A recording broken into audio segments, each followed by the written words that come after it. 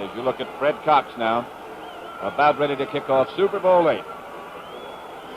Deep to receive, number 22, Mercury Morris. Number 13, Jake Scott.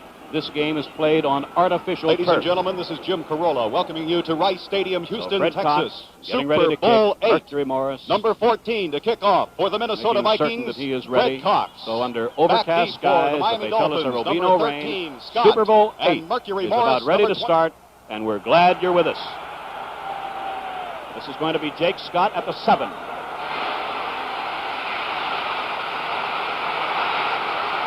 Good run back, 38-yard line, collared by Terry Brown, and Miami's going to start off in a great spot on the field. I think this is one of the places that the Dolphins perhaps have an edge over Minnesota on special team performance. They have been just excellent. Paul Warfield, number 42, is starting. The tight end will be Jim Mandich, number 88. Wide receiver, number 86, Marlon Briscoe, will break from that huddle in a second. You know the runners, Mercury Morris, 22. Immediately behind Csonka, number 39, and Bob Greasy is the quarterback from the Miami 38-yard line. Warfield is to the left. This is Briscoe in motion. Mercury Morris trying to get outside. Carl Eller gets him from behind. He picks up about 4 yards. And Bart Starr, I want to ask you right here at the outset, what could that man in motion that Miami used do to this defense of Minnesota? Well, Ray, first of all, it could force Paul Krause into becoming the strong side safety, a position he's not normally used to playing, and this creates also a specific coverage which the Vikings are going to be forced to play also. We're not going to give you a rundown now of the performers on the field because they are as introduced before the game. Gain of 4, second down 6, Dolphins, Dolphin 42.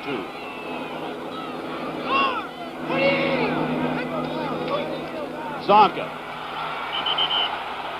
He picked up just a couple. The Dolphins are going to have a 3rd and 4, and Roy Winston upset him.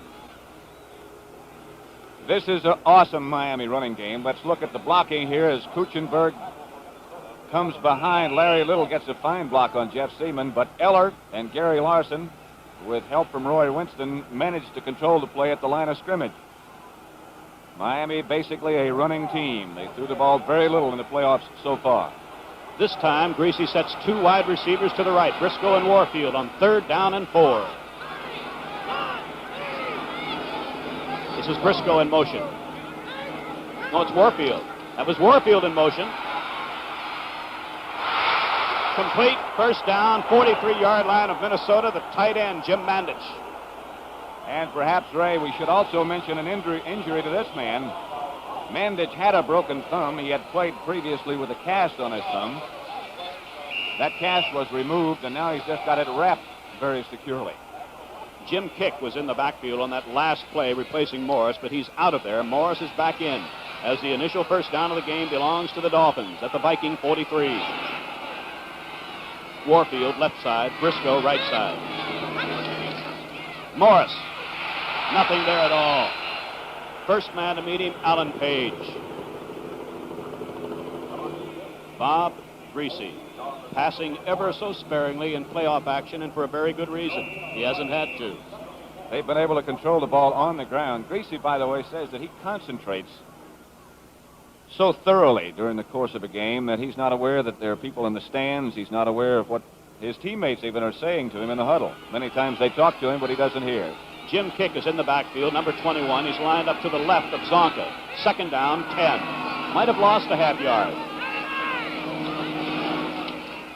There goes Csonka. And he has a first down inside the 30. Paul Krause, the free safety, had to make the tackle. Excellent blocking up front by Kuchenberg on Page. Csonka makes the good cut. It was a cross block, I beg your pardon, between Wayne Moore and Kuchenberg. Kuchenberg blocking out on Jim Marshall. Moore blocking down on Page. The rest is good running by Csonka. Morris is back in. Dolphins, first down and 10. Viking 27-yard line. Briscoe breaks to the right. Warfield comes left. Bobby Bryant is giving Warfield a lot of room. On first down, this is Briscoe. It's complete, 21-yard line in front of Nate Wright, the cornerback who shoved him out. It's going to bring up a second down for the Dolphins. Super Bowl VIII is just underway. The Dolphins took the opening kickoff, and by golly, the team that has been scoring first in these playoffs has gone on to win every time, have they not, Pat? This is the kind of situation that certainly the Vikings do want to avoid. There is the other quarterback, the one that Ray mentioned in his opening remarks, that wants to shed for all time the label that has haunted him, I guess you could say, throughout his career. The fact that he cannot win the big one. This is the big one. Second down, 4. There's Csonka, and that might be another first down around the 16. He dragged Alan Page the last couple of yards with him. And there is Bud Grant, described as imperturbable. Speaking of men who have the ability to concentrate. It is a first down, Ray. Bud Grant explained, by the way, why he doesn't do much moving around on the sidelines, that he stays in the same place and doesn't pace as some of the other coaches do. He's one of the few who wears a headset and talks directly to his coaching staff. And he says the reason I don't move around is because I got a short cord. Marlon Briscoe goes to the right, Paul Warfield to the left. The Dolphins have a 1st and 10 at the Vikings 16.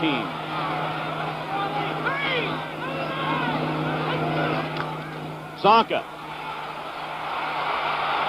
What tremendous power. He's within 2 yards of a first down. Looked like it might be a gain of 1 or 2, but Csonka turned it into about an 8-yard gain. He was hit almost at the same time that he got the ball. We'll watch it from the end zone here and see who makes the initial contact, but they don't get him down.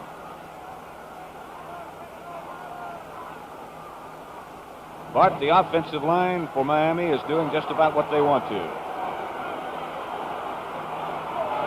Second down, 2. The ball is at the 8-yard line of the Vikings.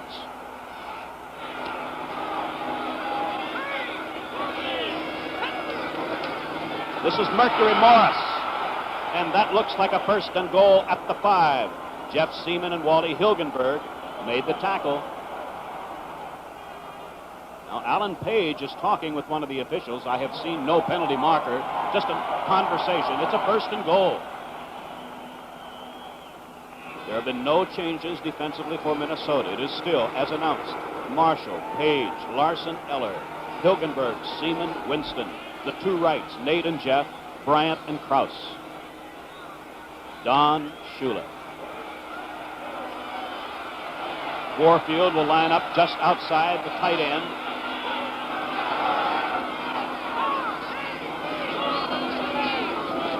Warfield in motion.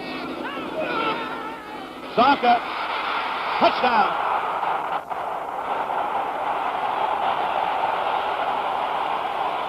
A methodical, beautifully executed drive, and the Dolphins are on the board first with 9:33 left to play in the first quarter. Pat.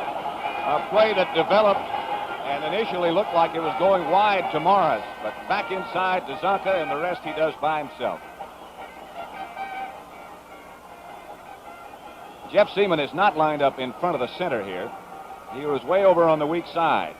And with the movement that he had to make, he just couldn't get himself set in time to meet the charge of a man as big as Larry Csonka. Extra point try. Earl Morrow holds. Gary Premium kicks. And the Dolphins have the lead by 7 points. So in that drive, Greasy threw twice, completed twice. Csonka carried 5 times, 37 yards, got the touchdown, and it's 7-0.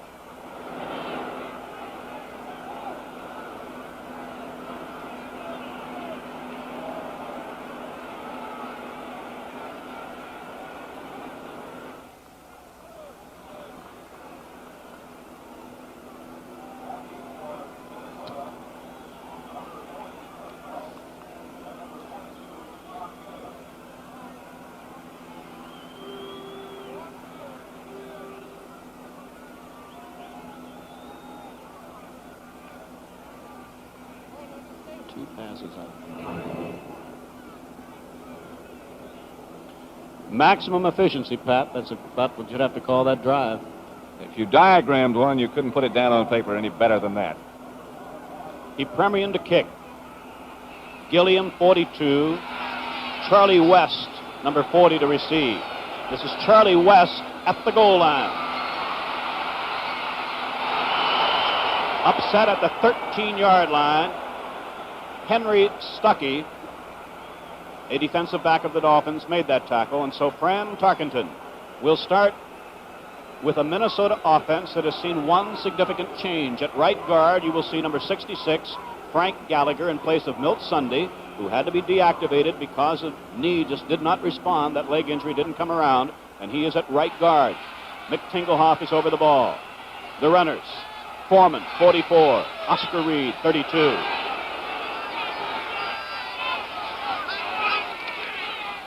Foreman out to about the 19-yard line. Bart Starr, I wonder if I could ask you, in looking back at the Vikings' victory over Dallas when Tarkenton consistently was throwing on first down, was it the nature of the opposition, the type of defense that you think dictated that sort of a strategy on the part of Tarkenton? I certainly think so, Ray. I think that they felt that you could very well predict what Dallas was going to do, and I think this is the reason they did that. Doug Kingsrider, number 89, is in. He is a tight end. There are two tight ends in. Foreman.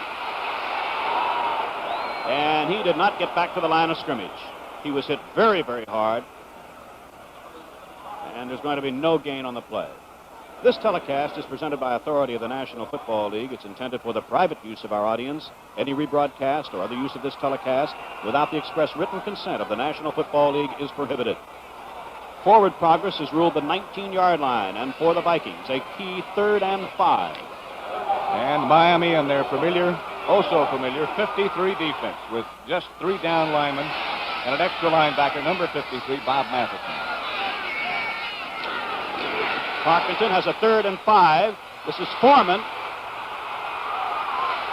And he appears to be about a yard shy of a first down. Manny Fernandez, showing tremendous lateral pursuit, made the tackle.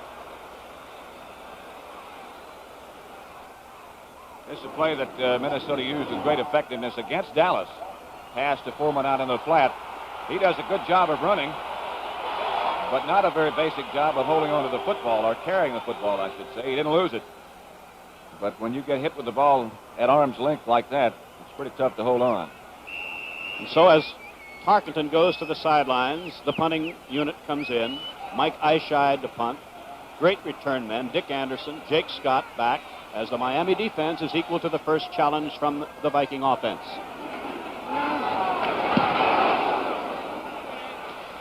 Jake Scott on the run, and he loses the ball. Oh, the Dolphins. Somebody was very alert because Jake Scott was really cracked, and somehow he got the ball back. Let's look again. This could have been a big break for the Vikings, as Scott really has got to scramble to get it back. Terry Brown had a shot at it right there.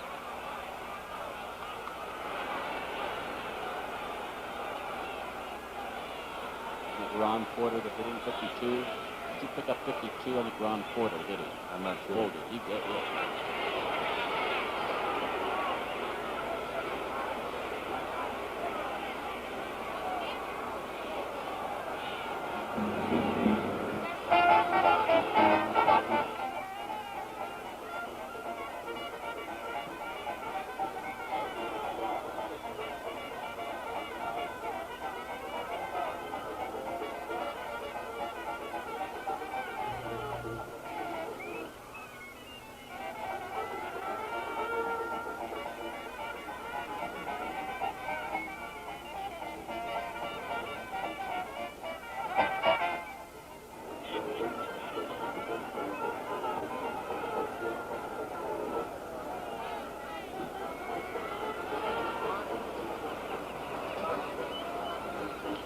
From high above Rice Stadium in the misty skies over Houston, Texas, the synthetic turf of Rice Stadium. Along the sidelines, the Dolphins look out to the field as their offense takes over at the Dolphin 44-yard line. That was Ron Porter who made that big hit. Morris trying to get outside. Look at those moves. He turned what looked like a no-gain play, maybe a loss, into about a gain of 5.5, and Paul Krause made the tackle. Jim Marshall almost broke this play down before it got underway. Here comes Little to take him down, but Marshall made a good play. The rest of it is done by Morris and those quick feet. Boy, he can move him, can't he? Gain from the 44 to the 49. It is a 2nd down and 5. Out to the right is Briscoe. Over to the left is Warfield. It's a strong formation to the right with Mandich on the right side.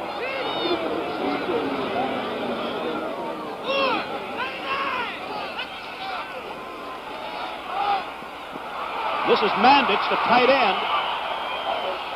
Roy Winston, the linebacker, on that side, the left side, shoved him out of bounds, but this is inside the 45 of Minnesota, and the Dolphins are on the move again with another 1st down. 6:15 left to play, 1st quarter. Number 88, Jim Mandich.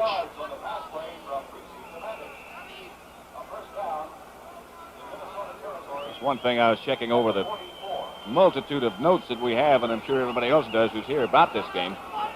The team that scored the first touchdown has won every Super Bowl game, and we're number 8. The Dolphins are leading 7-0, 1st quarter.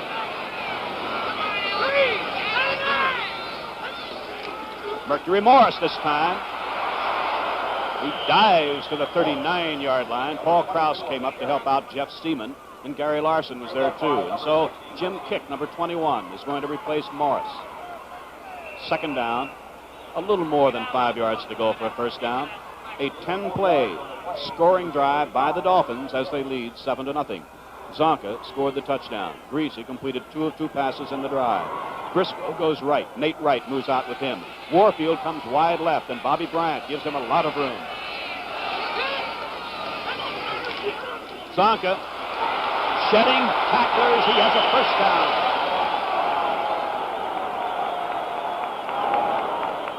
He has just amazing body control and power. Don't underestimate the offensive line. They're doing a good job. As Norm Evans screened out Gary Larson nicely, but the rest of it, again, as we said before, is that really just fantastic strength of Larry Csonka, and Bud Grant should be concerned. 1st down, Dolphins, Viking 32-yard line. Just 5 minutes now left in the 1st quarter. Behind the line, Jim Kick is met by Alan Page, and did he get off the ball fast that time? He's about as quick off the ball as any lineman in pro football. He lines up very close to his opponent and really just fires off. Kick had no chance. So one of the very few times as we watch Kick being hit by Alan Page that the Dolphins have lost anything so far today. It was a loss of 2.5. Call it 2nd down 12 at the Viking 34.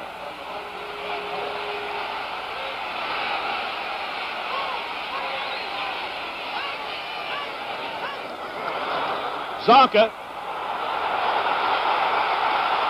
Fantastic. He almost picked up a 1st down. Nate Wright and Paul Krause from the secondary had to make the tackle as they're continuing to run off that right side with great success off the Dolphins' right side. This is an excellent call by Greasy. Remember, it's 2nd and 11, and the Vikings are rushing accordingly, expecting a pass. Bart? Pat, I was just going to second that. That was an excellent call because the Vikings were in a double zone defense to shut off both outside receivers that time, and I thought it was a beautiful call. Great place for it. Csonka, by the way, has carried 7 times for 57 yards already. The 2 tight ends will go in now, this familiar maneuver by almost all of the professional teams. Marv Fleming now, number 80, will join Jim Mandich. And Marv Fleming is no stranger to Super Bowl competition. In fact, with this appearance, he sets an all-time record for one individual playing in Super Bowls. This is number 5. Ray, he's made over $140,000 in playoff money. That's more than I made in 10 years in the league. Just now, Mercury Morris replaced Jim Kick. It is 3rd, less than a yard, at the Viking 22. Csonka is lined up directly in front of Mercury Morris.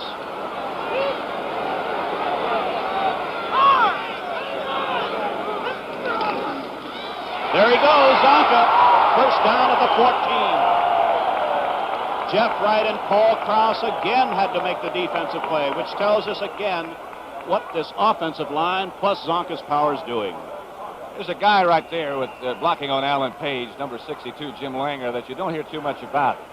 Csonka now up to 65 yards, but Langer is one of the best centers in pro football, no question about it. You just don't hear too much about him.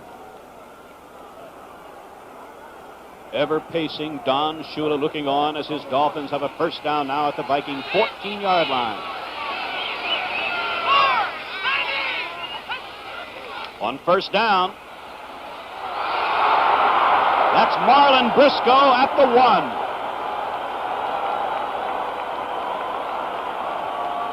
Nate Wright and Jeff Wright made the tackle, but Greasy has been absolutely on target the few times he's thrown. And this is also a remarkable catch by Briscoe. Greasy threw the ball. Ball's in the air before Briscoe ever looked. And he's 4 for 4 now, Pat, for 49 yards is Bob Greasy. Jim Kick is in now. The two tight ends are in, Mandich and Fleming. First and goal, Dolphins leading by 7 and less than a yard away from leading by 13.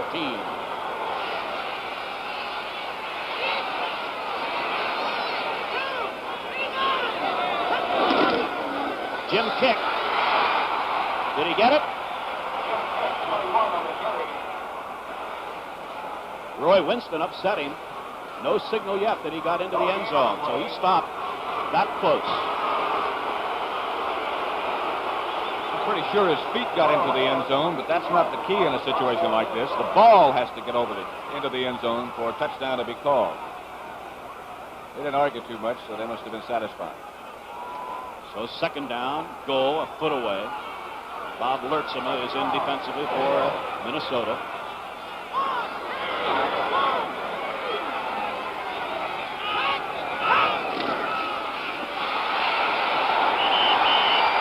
Touchdown, Jim Kick.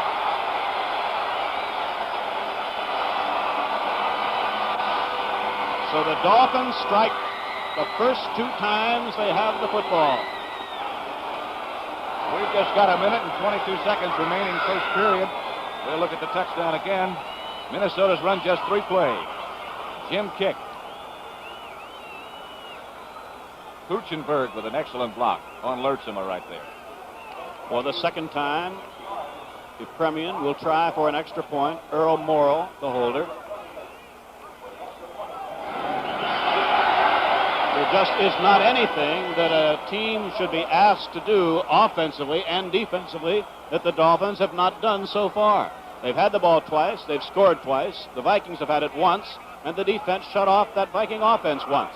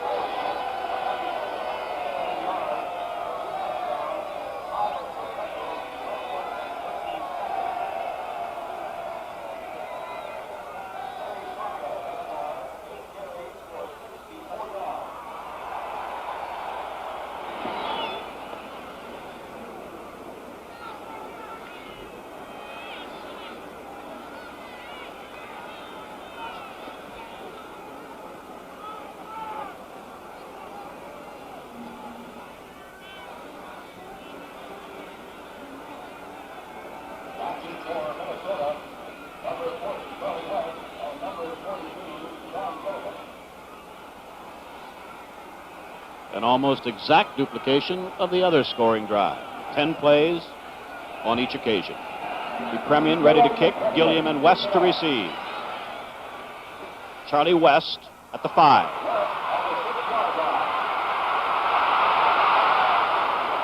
A marker is back at the Viking 20-yard line as West went out of bounds at the 24. Bill Brown, the veteran running back of the Minnesota Vikings, checking with the officials, and referee Ben Dreith in a moment will give us the call. Holding Minnesota. So to add to the Vikings' woes, they must start here. Fran Tarkenton and his offensive unit from very deep in Viking territory. The Vikings will have Grady Alderman, 67, Ed White, 62. Mick Tingelhoff, 53. Frank Gallagher, 66. There again is that same holding. By the way, on Sunday, the 27th of January, the CBS Eye on Sports will become a weekly feature here on the network. This fast-paced sports news, features, and commentary program will be hosted by our colleague Jack Whitaker. Right here on CBS, where you see the best in sports on the #1 network. Vikings from the Viking 11. On first down, Tarkenton to Foreman. He is again out to the 16-yard line. It'll be 2nd and 5, and Mike Colin and Dick Anderson made that defensive play. Since we did not introduce the Viking offensive unit before the game, nor the Dolphin defensive unit, let's do that right now. We got down as far as Frank Gallagher, I believe, the right guard, playing in place of Milt Sunday. Ron Yeri, number 73, is the right tackle.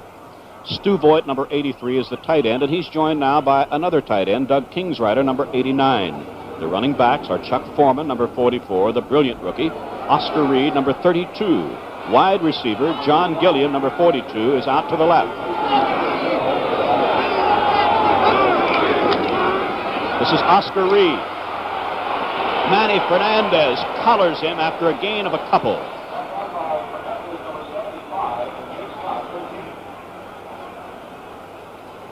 Bud Grant, of course, on the left side, and Don Shula. Get a good look at that, because this is what they look like in their playing days, which was back about 1950. Bud Grant and Don Shula. Both were great competitors. I'm sorry, Ray. For the Vikings, 3rd down and 4, and Matheson is in that Miami Dolphin defensive unit now. Foreman in motion. Doug Kingsrider, the tight end, has the first down of the game for the Minnesota Vikings, and he really caught that in traffic. But Pat took a heck of a catch to get the Vikings their first down.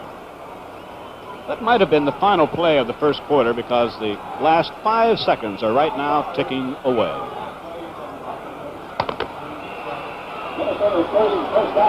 That's the end of the first quarter with the score. The Miami Dolphins 14, the Minnesota Vikings nothing.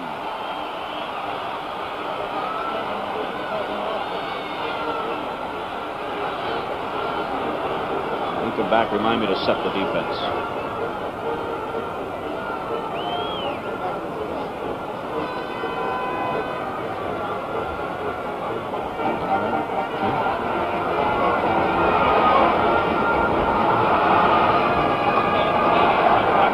No, I think it's going all right. All I would ask you to do would remind me to that, you know, when Bart wants to bring in something, you'll alert me through you, right, as we did in rehearsal. Okay. Right. He wants to know if you have anything for him. He wants to know if you have anything for him. I was talking to Gleaver. I'm sorry.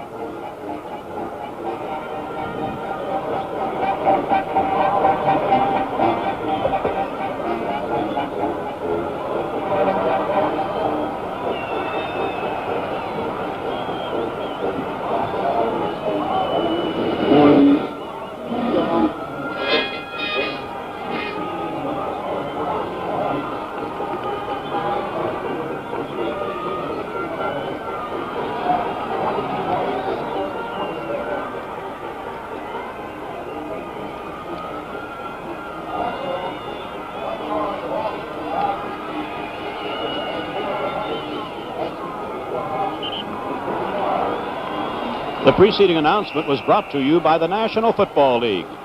For the Dolphins, Bill Stanfield, 84, Manny Fernandez, 75, Vern Den-Herder, 83. Bob Matheson has been added, number 53, to linebackers Doug Swift, Nick Buonacante, and Mike Colin. First down, Vikings. Viking 27-yard line. Foreman. He's out to the 32-yard line. Bob Matheson made the tackle. And now the remaining members of this Dolphin defense. They've been on the field such a very short period of time, we haven't had a chance to give you a rundown. The cornerbacks are Curtis Johnson, 45, Lloyd Mumford, 26, Dick Anderson, 40, Jake Scott, 13 are the safety men. The Vikings picked up 5 yards on first down, so it's 2nd and 5 now at the Viking 32. And Minnesota still going with the 2 tight ends. I think probably because of the frequency in which Miami plays that defense with only 3 down linemen, with an extra linebacker. They feel they can run against it, or they should be able to. Oscar Reed just across the 35, and Minnesota will have a 3rd and 1.5, and it was Manny Fernandez, number 75, who stopped the running play. Now, Bob Hines, number 72, will replace Matheson. And the Vikings are going to make a change. Number 68, Chuck Goodrum, is coming in. And Doug Kingsrider goes out. And Goodrum has many times come into play on a short yardage situation. If he lines up on the end of the line, which he is doing now in the backfield, in fact, well, not now, but he is an eligible pass receiver. He is reported to the referee. Oscar Reed might be short. He needed to reach just beyond the 37. The Vikings, or the Dolphins, are already sending in members of their special team anticipating a Minnesota punt. In the Dallas game, Bart, I'm not sure how many times, but the Vikings again and again in a situation like this, they went for the first down, and Bud Grant okayed it. They certainly did, and they made every gamble they made that day pay off for them, Ray. But as I recall, it was deeper in Dallas territory than where they are now, and the punting unit is coming on. So Mike Eyeshide will punt as the Dolphins lead the Vikings by 14-0. That's Alan Page apparently talking with Neil Armstrong. Pat, would you guess it? I think he got the headset. Carl Eller. That is Carl Eller, who got the headset away from Neil Armstrong to talk with one of the Viking coaches upstairs. Jake Scott at the 21. He gets it out to the 28, and there he met Mick Tingelhoff. Now let's see, can the Dolphins quite possibly put together yet another scoring drive? They've had 2 touchdowns, both of them 10-play scoring drives.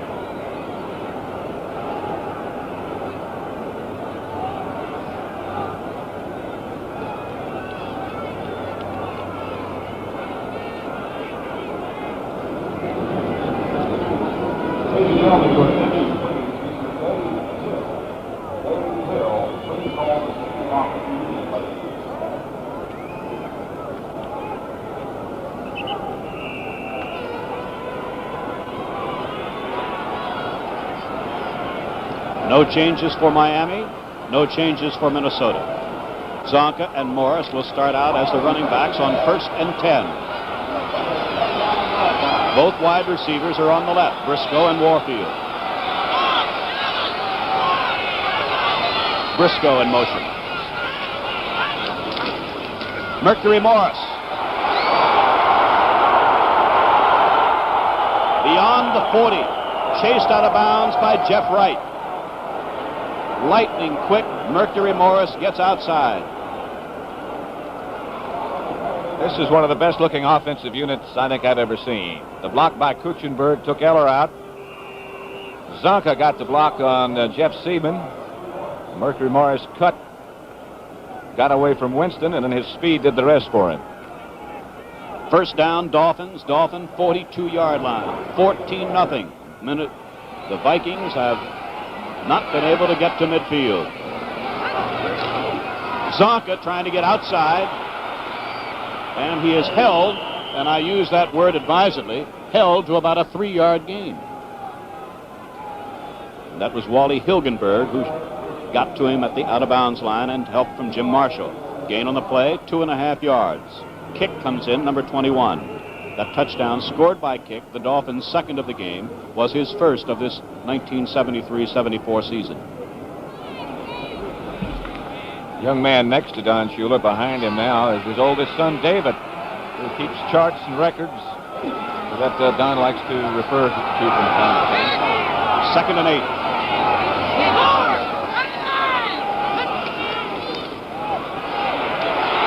Alan Page gets Greasy. Roy Winston came on to help, so the Vikings were blitzing on 2nd and 8. So there's something that'll go into his notebook, young Shula. Well, we mentioned before how quick Alan Page is off the ball, and he lines up. Many times it looks like he might even be off sides, and then as quick as he is, if he has a gap on either side of the offensive guard, he's just by you and into the backfield before you can make a move. There was a loss of 11. It is a 3rd down and 19. Jim Kick, number 21, is in. Briscoe to the right, Warfield to the left.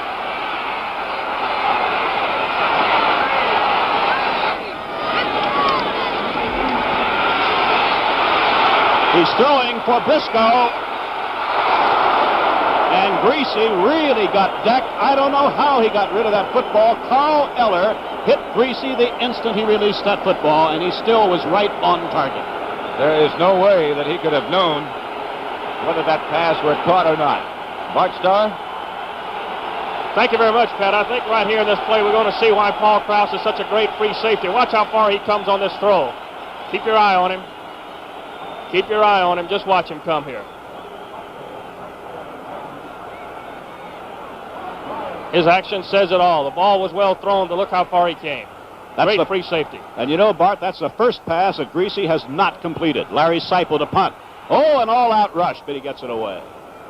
Fair catch. Bobby Bryant. Vikings will have it at the Viking 27 as the Dolphins, for the first time today, are forced into a punting situation, and the play that set it up was a great play by Alan Page in nailing Greasy.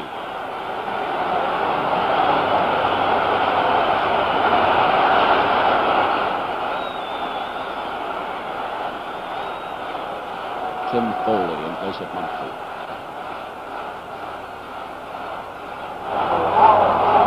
Eller hit Greasy.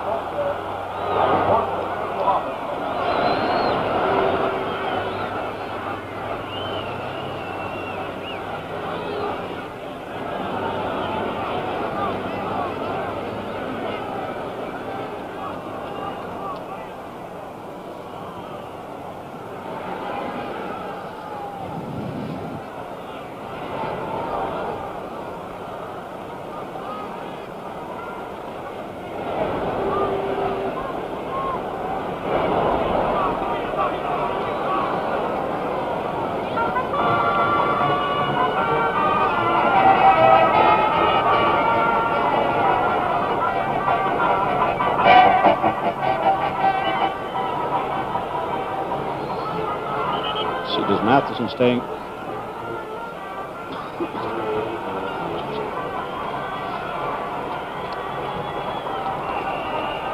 Change for the Dolphins. At the left corner, Tim Foley, number 25, in place of Lloyd Mumford.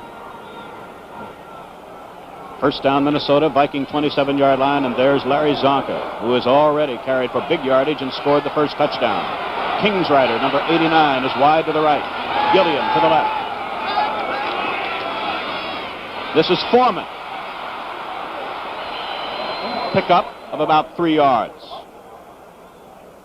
Dick Anderson from the secondary and Tim Foley, his teammate in that second line of defense, made the tackle. And now on 2nd and 8, Bob Matheson comes in, Bob Hines goes out, and that'll happen a lot of times. Anytime the Dolphins think they have you in even a possible passing situation, they make that change. This time, Gilliam and Kingsrider are to the left.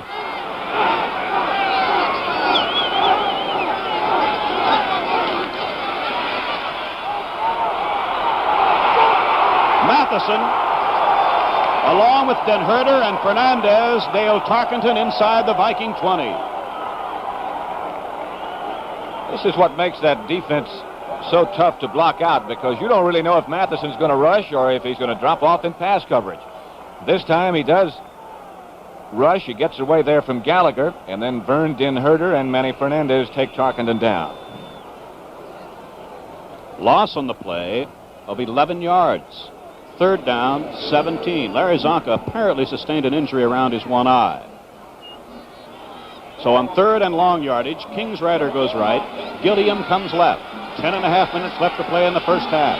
14-0 Miami.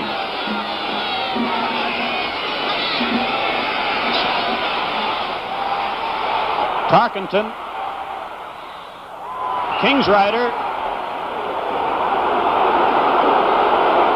The Vikings believe he should have been ruled to have been in bounds. Let's watch it again. Kingsrider, who is normally a tight end, being hit by Tim Foley, getting back up. I don't think he had first down yardage when he had to come back for the ball, but perhaps he did. They dropped the markers on the sideline.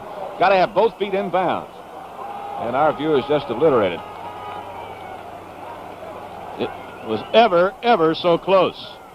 But he was ruled out of bounds. Mike Eyeshide to punt. 13 back deep along with Anderson, number 40, Mike Eyeshide, running for Minnesota. He hits a very good one. Fair catch. Jake Scott, 34-yard line of the Dolphins.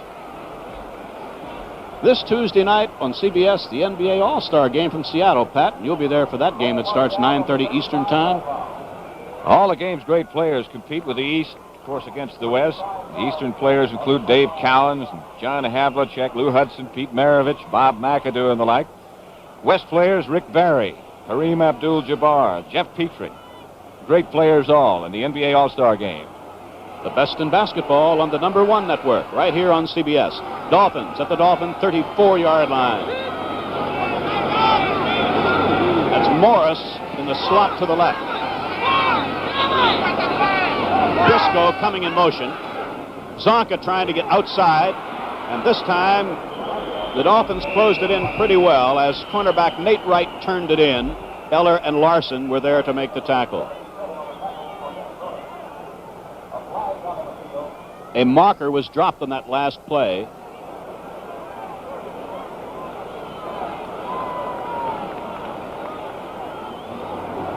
Personal foul against Minnesota. So a costly penalty now, and instead of a short gain on Csonka's run, a major penalty against the Vikings with just under 10 minutes left to play in the first half. And the ball comes over to the Viking 49-yard line. And referee Ben Dreif now gives the signal again. Personal foul. A capacity crowd here at Rice Stadium in Houston, Texas. I didn't see him. And Wally Hilgenberg was the man ruled to have committed the personal foul. Linebacker for the Vikings. 1st and 10, Dolphins.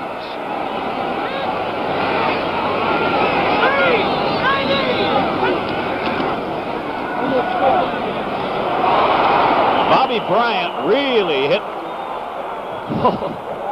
Paul Warfield, grabbing off his, I think that's his first catch of the game. And he really was greeted by cornerback Bobby Bryant.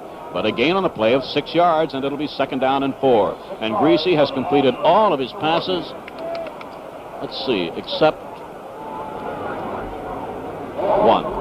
5 out of 6, 55 yards. Warfield left, Briscoe right. 2nd down, 4 Dolphins.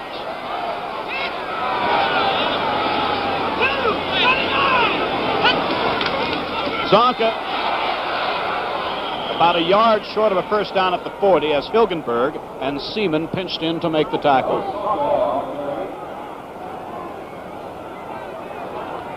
For the most part, Miami has been double teaming Alan Page with center Jim Langer and left guard Bob Kuchenberg. And there is the double team again. This time Wayne Moore's involved, and they did a fine job. 2 tight ends, Mandich and Fleming, on 3rd and less than 1 at the Viking 40. Warfield comes right.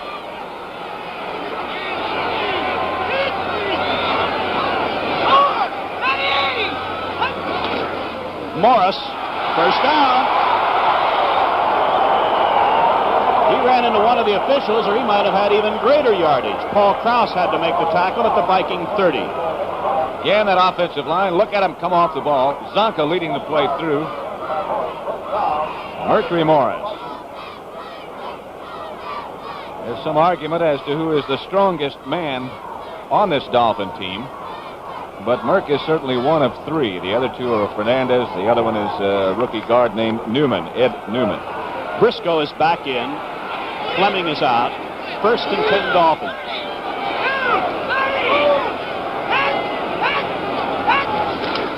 Csonka.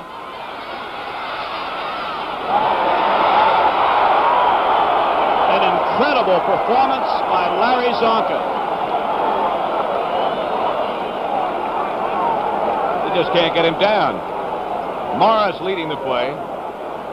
Csonka now has 81 yards and 12 carries. He picked up about 8 that time, 8.5 at second and less than 2. And almost 8 minutes remain in the first half. The Dolphins scoring the first 2 times they had possession. And Miami very, very close to breaking this game wide open.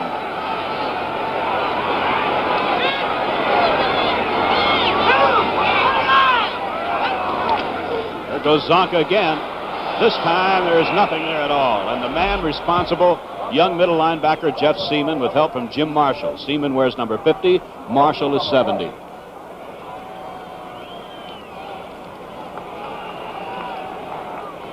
Jeff Seaman has done quite a job. He is, of course, number 50. And he's the man, whether it be Seaman or Bonaconte, that really the offensive line has to contain and control, because the middle linebacker is the key to almost every defense. I think we can label this maybe the most important play of this first half. It could decide whether the Dolphins go on and really do break it wide open. Csonka, and he didn't get the first down. He is just short of the 20. He was upset by Carl Eller. Gary Larson helped out.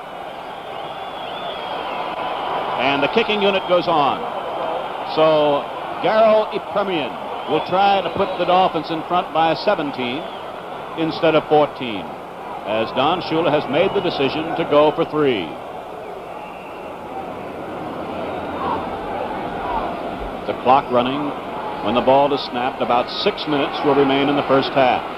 And again, the holder is Earl Morrill. This will be an attempt of 28 yards.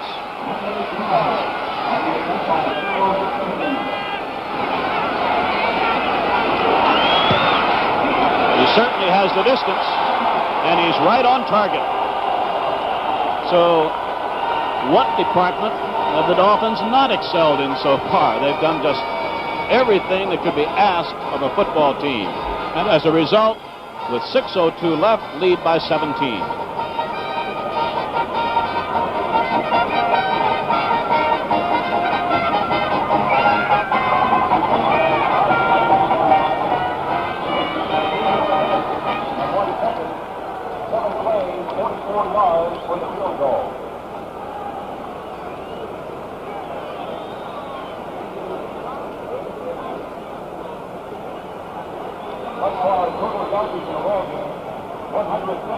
For Miami, 27 for Minnesota.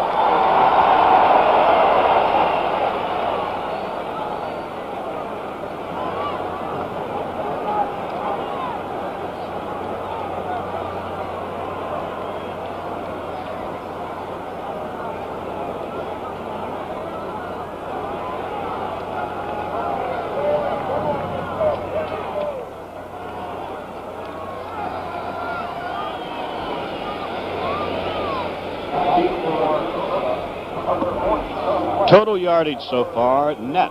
Miami Dolphins, 153. Minnesota Vikings, 27. Ipremian getting ready to kick. Sort of a squibber.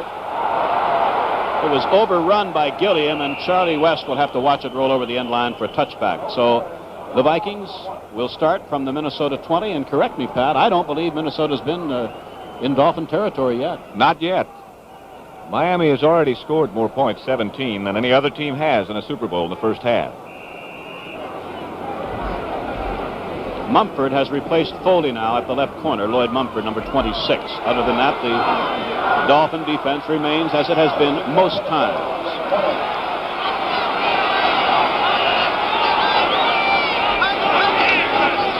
Foreman. Dolphins closing fast in the person of linebacker Doug Swift, and The brilliant Foreman is held to a gain of a yard. And Kingsrider comes off the bench now, number 89, and he'll replace Carroll Dale, who was in on the last play, as Bud Grant looks on as his Vikings have a long, long road to go. This is probably an offensive change we'll see throughout the day. It looks like something new for Minnesota. That is the two tight end offense, and they'll use it particularly against this defense for Miami with only 3 linemen down. 2nd and 8.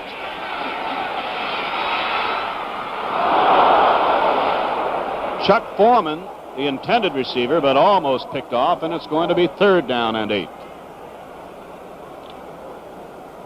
We mentioned before that it's overcast and very misty, but 52 degrees, and we're told no threat of rain here in Houston. And that gives us a chance to remind you that the unprecedented cold weather in Kansas City, where it's 5 degrees below, we're told, and 14 to 16 inches of snow, has forced workouts for the AFC-NFC Pro Bowl game to be switched to San Diego. For the Vikings, a 3rd and 8. 3rd down, 8 to go.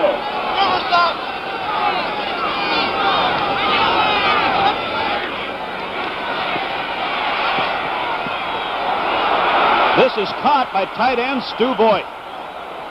Well, that was a great catch. And it's a Viking first down at the Viking 39-yard line. It is a great catch, Ray. He had to come back for the ball just a little bit. His feet slipped. We had quite a bit of rain here during the week. But he still kept his eye on the football and came back and made a fine catch. Stu Voigt, he's had a good year without much recognition. First downs tells quite a story. Sometimes first downs are misleading. Not in this game.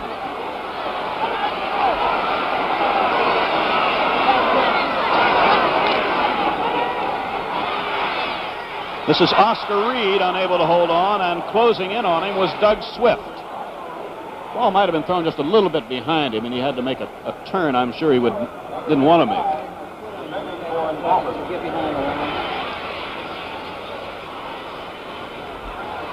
I don't believe that the most rabid Miami Dolphin fan, Pat, and Bart Starr expected this kind of dominance by their Dolphins over the Vikings at this stage of the game, certainly.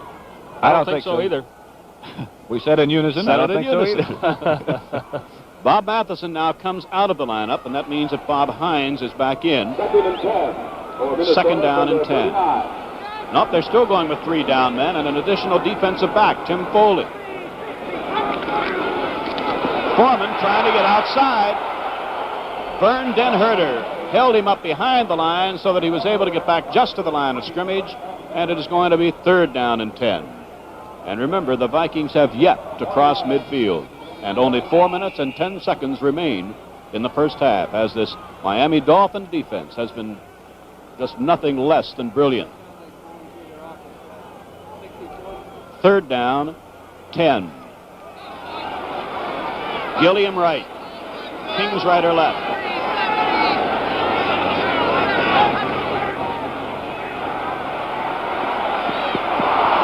Fine catch. Stu Voigt, 45-yard line. Ruled the 46-yard line that it was dead. Lloyd Mumford thought he had the football, but it was ruled to be in possession of the Vikings with 3.5 minutes left in the first half. Here it is again. Another fine catch by Stu Voigt. Another good throw by Tarkenton. Bart, Fran Tarkenton has now, of course, the obvious battle of the clock as well as this Miami Dolphin defense. Well, he does, and the thing that I wanted to mention right here was that he deserves a lot of credit for finding someone open into that maze.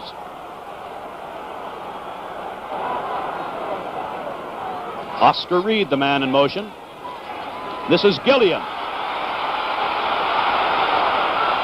And he'll wind up with about 3 very tough yards as Dick Bonaconte and Mike Colon, 2 of Miami's linebackers, played very well against that pass completion. I think one thing about this Miami defense, played so well all year long, they have so many different variations that they can throw at you. They deal really in confusion. As Bart said a minute ago, it's a maze. The problem is they don't get confused, they get you confused. Rookie Jim Lash, number 82, is lined up as a wing-back right on 2nd down 7 at the Dolphin 43. Foreman in motion. Fumble. I think Tarkenton held on, but loses a couple, and Vern Den-Herder was on top of him. Looked like they were trying to flood receivers on the right side that time, Pat.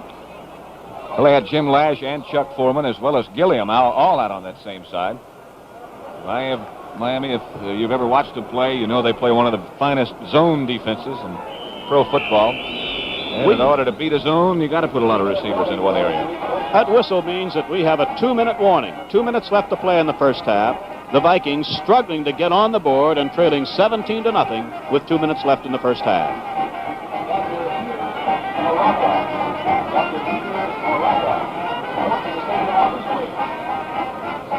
Right.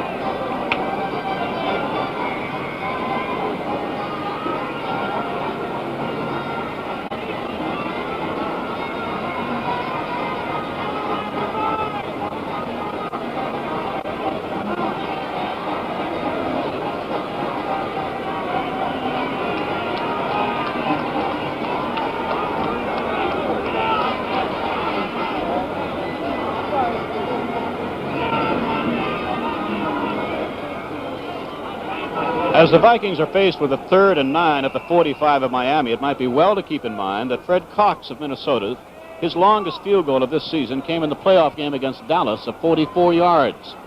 So he would have to be considered to be beyond his range right now. It's the 53 defense featuring Bob Matheson now on 3rd and 9.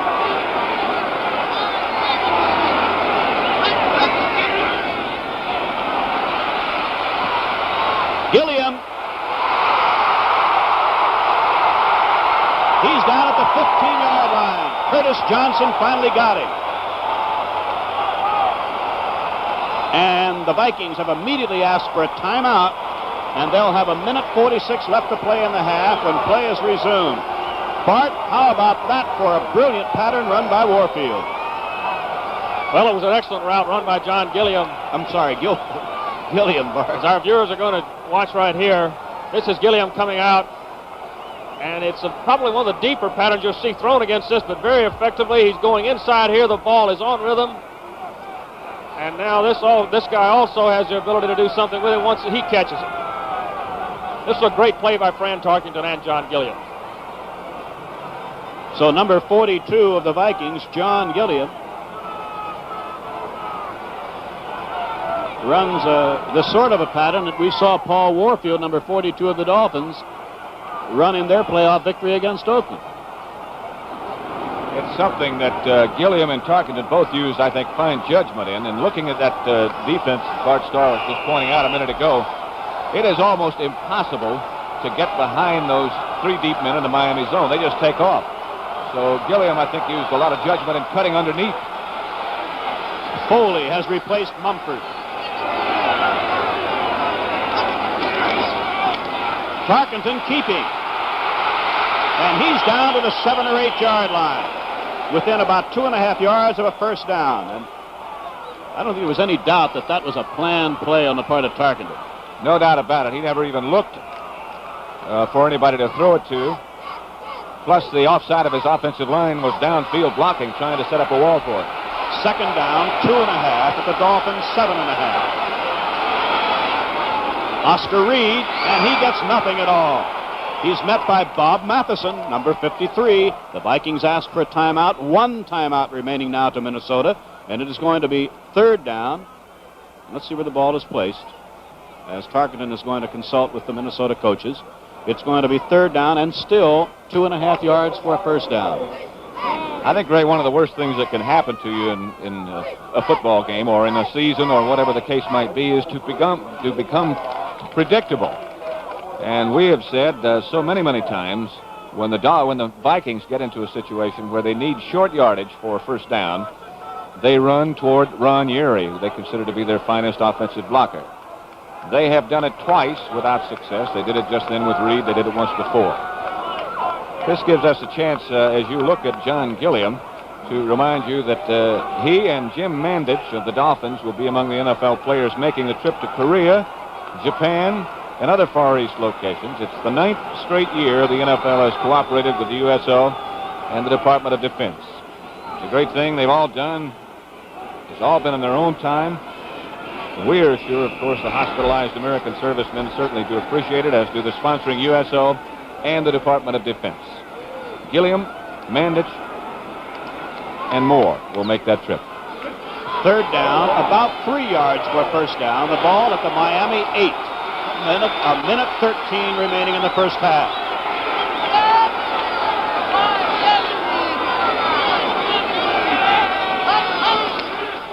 Oscar Reed. And from the defensive unit, number 88, Alan Page looks on as Reed carried to the 6. Now here is a big decision. Are the Vikings going to be satisfied with 3 points? Are they going to go for a first down? And limping off the field is Vern Den Herder, number 83, and Bob Hines, number 72, is going to replace him. And they're going to go for it. Time left, less than a minute, and the clock is running. 2 tight ends, Kingsrider. Chuck Goodrum, number 68, comes in. 4th and 1 at the 6. Vikings have one more timeout remaining.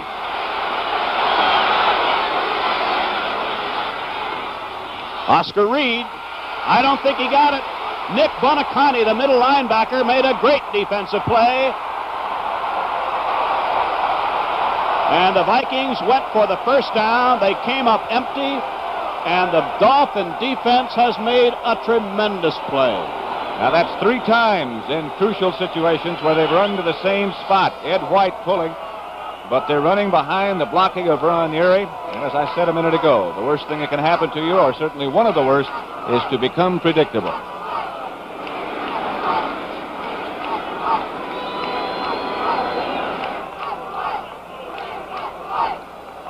Bart, do you have any thoughts about that situation of a moment ago? Yes, I do. I think he pointed out very well. Miami went to the area just as quick as the Vikings did. So the Dolphins have the ball at the Dolphin 5 with 30 seconds left in the half. And Csonka burrows straight ahead for a yard or so. Let's check what Larry's running yardage is so far here in the first half. He has gained 83 yards and 15 carries, has Larry Csonka, as Bud Grant and Fran Tarkenton were just chatting an instant ago, and the final seconds are ticking away, and I would doubt whether we'll have any more plays here in the half, except that the Vikings called time with 12 seconds remaining. And as I mentioned a minute ago, that's their last one. And this becomes, I suppose, one of the important points of the first half, the fact that they had to use 2 other timeouts on that previous drive when they didn't make the first down. Now that's their last one. There's no other way for them to stop the clock now. Bart, I wonder if I could ask you, it just seemed to me that that failing to get that first down and failing to score and ignoring the 3 points that seemed to be almost certain, it could do a tremendous thing to the morale of the Vikings. It certainly could, and I think we're going to take a good look at that in the second half. But, you know, they have done a good job coming up to now and taking some gambles. They paid off for them, and perhaps they really thought they could get it. Obviously, it was a very short distance to get. Second down and 10 at the Dolphin 5. Clock will start with the snap. Csonka, protecting the ball,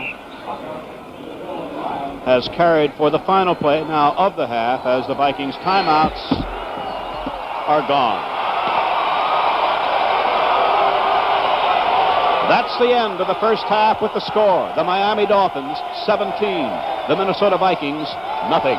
The statistics in the first half, as you can see, favoring Miami by quite a margin on the ground in particular. What do you think is going to have to be done here by Minnesota? It's a very difficult situation to be in against a team that plays all phases of the game as well as Miami does. This is the man, of course, who faces that challenge, Bud Grant. The worst possible situation that can happen is to try to come from behind against a team like this. If you go back and look how many times that happened during the regular season, Miami outscored their opponents in the first half 213 points to 69. So they're used to being in this situation. They are a team that does not panic when they get ahead. They are basically a conservative football team, and that's the position they find themselves in right now. A very enviable position because they can afford to do what they do best in this situation like this, and that is keep the ball on the ground. They have just an awesome running attack. Minnesota can't afford to do that. They've got to take some chances. They've got to put the ball up in the air, and they're doing it against a very, very fine Miami defensive unit. So the final huddles are over. The second half is about to begin. Just in that rare case that you may not have been with us, it is 17-0 in favor of the Dolphins. Csonka scored the first touchdown, kicked the second. The Permian added both extra points and kicked a field goal. The Vikings gambled 4th and 1 at the 6-yard line of Miami and did not get the first down as they turned their back on a 3 points from Fred Cox, the kicker. So a Permian prepares to kick to John Gilliam and Charlie West, and shortly we will know whether the Vikings can get something going and get back in this game. Gilliam at the 1. He got away from a Permian. A marker is down. Tim Foley might have saved a touchdown, but there's a marker down at the Viking 21-yard line, and I do believe this is going to be called back. Clipping against Minnesota. That's the kind of break to begin the first half that the Vikings really needed to give themselves a lift. That could turn out to be the penalty of the game. So the infraction occurred in the vicinity of the 21. The Vikings must start from just beyond their 10, as again referee Ben Dreith indicates clipping against Minnesota. So Gilliam's brilliant return is nullified. And as Bart Starr pointed out at halftime, the Vikings are going to have to look at that 53 defense, and it's Stu Voigt who was guilty of clipping. Gilliam and Carroll Dale come out wide left. Veteran receiver Carroll Dale.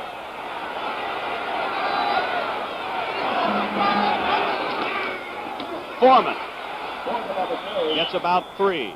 And Bart Starr, I'd like to ask you what the presence of a Carroll Dale means to a quarterback. Well, it means everything, Ray, because he's probably one of the most disciplined route runners in the history of professional football. And with the many zones that you face today, he not only is a great route runner, but he can help your young receivers a great deal also.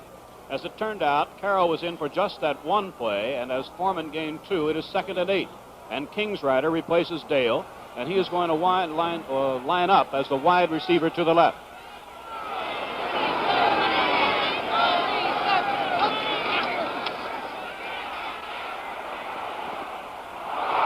That was almost intercepted by linebacker Mike Colin.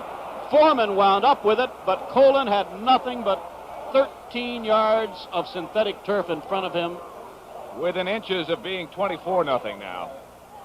As Colin, number 57, watch him. He's got a perfect shot at this. Right through his hands and into the hands of Chuck Foreman. There is no gain on the play, and it is 3rd down and about 8.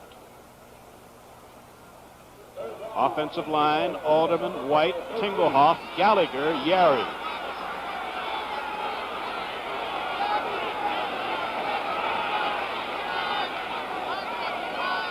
Foreman in motion. Fernandez nails Tarkenton. Fernandez got away from Frank Gallagher, I believe it was, and nails Tarkenton, and Fernandez continues his brilliant Super Bowl play. He's involved first with Mick Tinglehoff. Number 75 with his back to you. What a great Super Bowl he had last year against Washington. Gallagher didn't see him coming soon enough to turn and try to pick him up. He's just as fast as Tarkenton. Now Mike Eyeshide from deep in the end zone, punting to Anderson and Scott.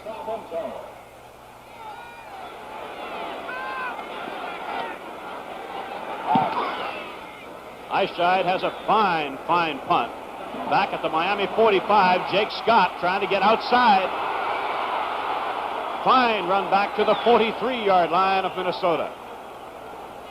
CBS has a variety of sports on tap for the winter and spring. In addition to NBA basketball, we've been talking about CBS Sports Spectacular and Eye on CBS Sports. We'll also be specials, seeing huh? golf specials, including the Jackie Gleason Inverarity Classic in February, the Masters Tournament in April. Then there's the new CBS Golf Championship.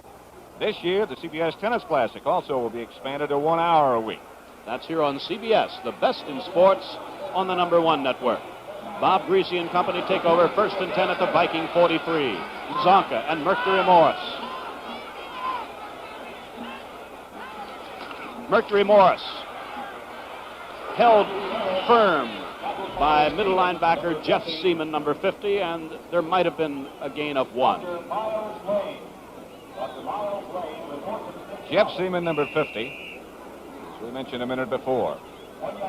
Performance of the middle linebacker often dictates how well a team does. Seaman has performed very well all year and continue to do so on that play. Kick comes in, number 21. It is 2nd and 9. Warfield in the slot to the right.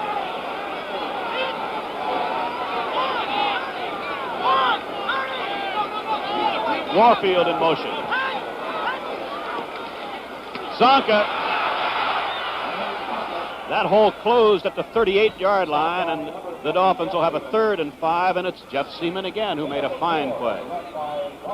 Again, let's watch him individually. Watch his quick reactions. This was a passing situation, of course. The Dolphins ran a draw, as Greasy did with success in the first half. 3rd down, 5.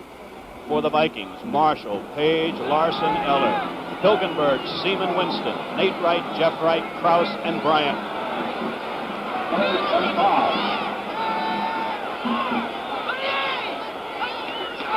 Third and 5, great protection. Paul Warfield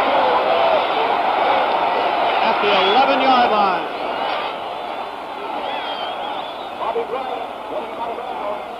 After watching him warm up, I thought there'd be no way that he'd be able to play with any degree of effectiveness in this game. This is a fine pass by Greasy and a really spectacular catch.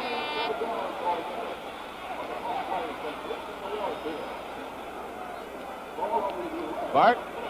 Well, Pat, the point I was going to make is that was a double zone again, and I think the strong safety, Jeff Wright, just made a mistake and blew it. 1st down at the Viking 11.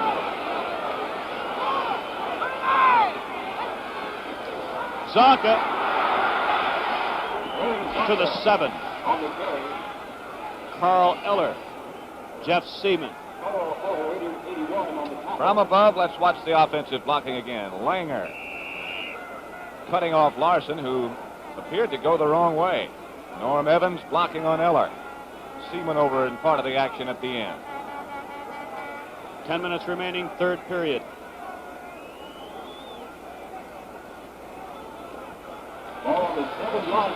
Greasy now is 6 of 7. 72 yards.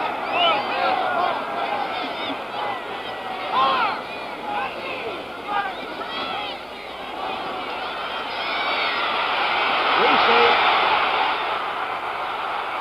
out of bounds at the 6, maybe the 5. Winston ran him out of bounds. It's going to be 3rd down and 4. You hear so much about what a fine runner Fran Tarkenton is, but Greasy is probably just as good a runner. He doesn't do it as much. But he had 3 big gainers last week against Oakland, 2 weeks ago, I should say. And he's a good runner. In fact, these 2 quarterbacks probably throw as well on the move as anybody around. For the Dolphins, it is a 3rd down and 4 at the Viking 5.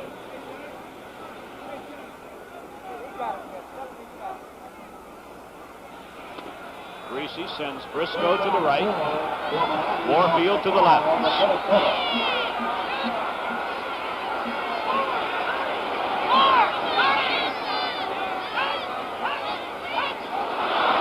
Mercury Morris, and Bobby Bryant nails him, and a marker goes flying. Let's see what the preliminary signal is. According to Greasy, it's defensive holding against Minnesota, but let's see. If so, that means it is a 1st down and goal for the Dolphins, as the Vikings have consistently today been grievously injured by penalties. This is another place where I guess you'd have to say the Dolphins have a tremendous edge. They are the least penalized team in all of pro football. They were not penalized at all in the first half, and they have not been yet. Now let's watch this signal. The ball is placed at the 8-yard line. Bob Greasy is asking referee Ben Dreith to explain this. Holding Minnesota. First down.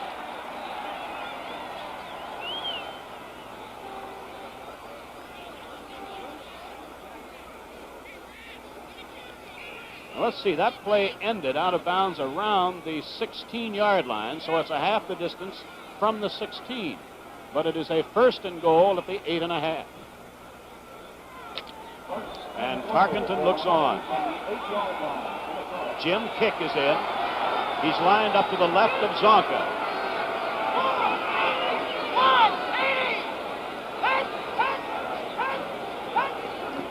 Csonka, big hole. He's down to the 2. Bobby Bryant upsetting. But Wayne Moore did a fine job in front of Csonka. The whole left side of the offensive line does a good job. Kuchenberg, Moore, and Mandich is over there this time, too. Big hole, as you pointed out. Bart, what do you think? That's a classic fullback play, that slant play, and I don't think there's anyone around today that runs it any better than Larry Csonka. For the Vikings, Bud Grant has sent in Bob Lertzema, number 75. He has taken out the free safety, Paul Krause. Second and goal at the 2.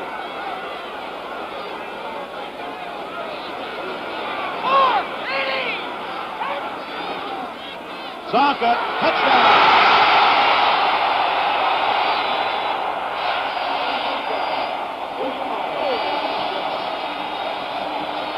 He had 3 last in the playoff game, the championship game of the AFC against Oakland.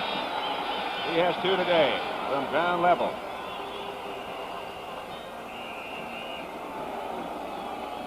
Somebody just got a piece of him. I think it was Roy Winston. Perhaps it was Hilgenberg. But there's no way to get him down with an arm. 20 carries, 93 yards for Csonka. Morrow holds for Epremian with 8:44 left to play in the third quarter.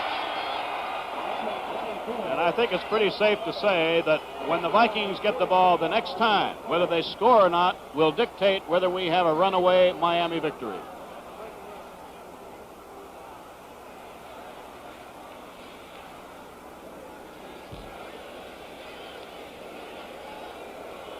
Boy, those penalties. Yeah.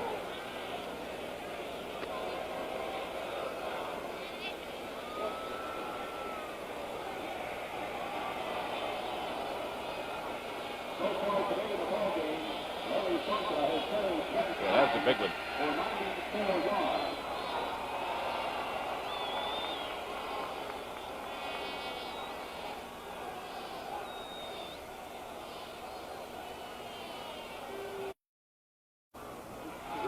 From high above Rice Stadium here at Houston, Texas, I believe the mist has lifted just a little bit, but fortunately we've had no rain. Epremian kicks. Gilliam at the 5.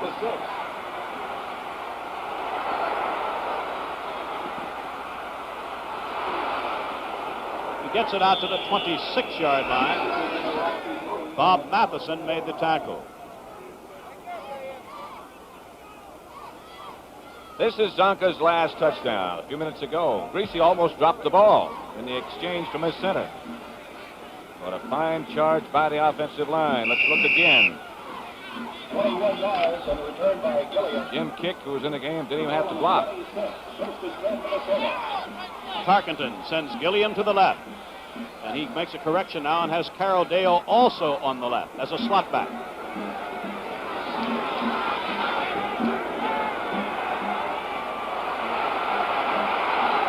Tarkenton picks up about 6 where he met Matheson. The Dolphins would be happy to let him do that for the rest of the afternoon. Obviously, he could not find anybody open and had to take off. Amazing thing that goes along with that statistic is that he has never been out because of an injury. Carroll Dale was in for just the first down play. Kingsrider replaces him now, 2nd and 4.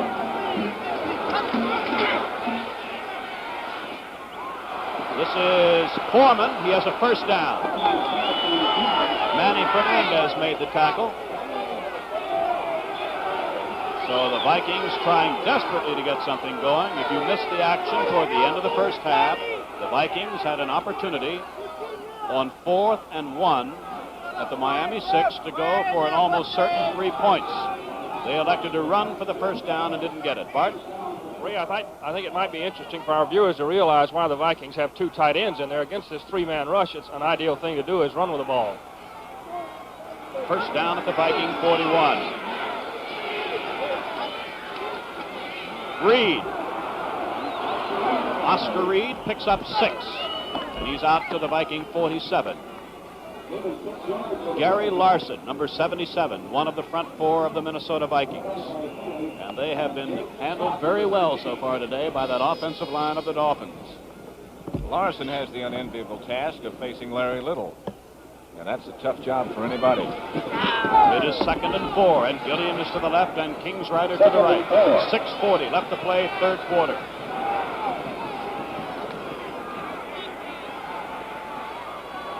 Oscar Reed. And he's going to lose a couple as cornerback Tim Foley, with help, played it very, very well. This was almost a lateral, as Francis had to throw it over the head, I would assume, of defensive lineman Vern Denherter out to Oscar Reed. No, it's not quite a lateral, but almost. But he had to throw the ball so high to get it over Denherter, who's 6'6", that he couldn't get anything on it. Great pursuit by that defensive unit. It was a loss of 1. It is 3rd and 5. From the 46.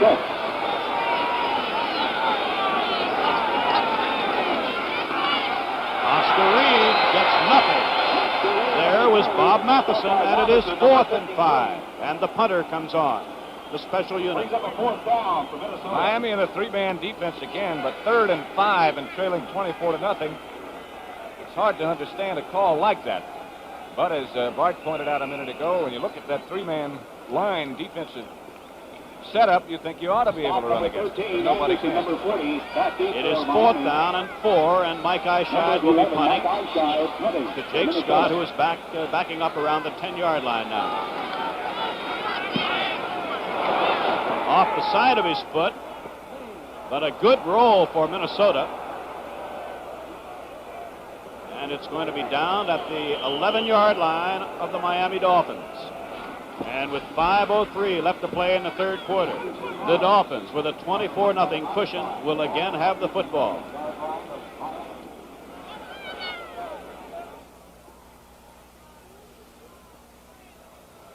Boy, they need a break.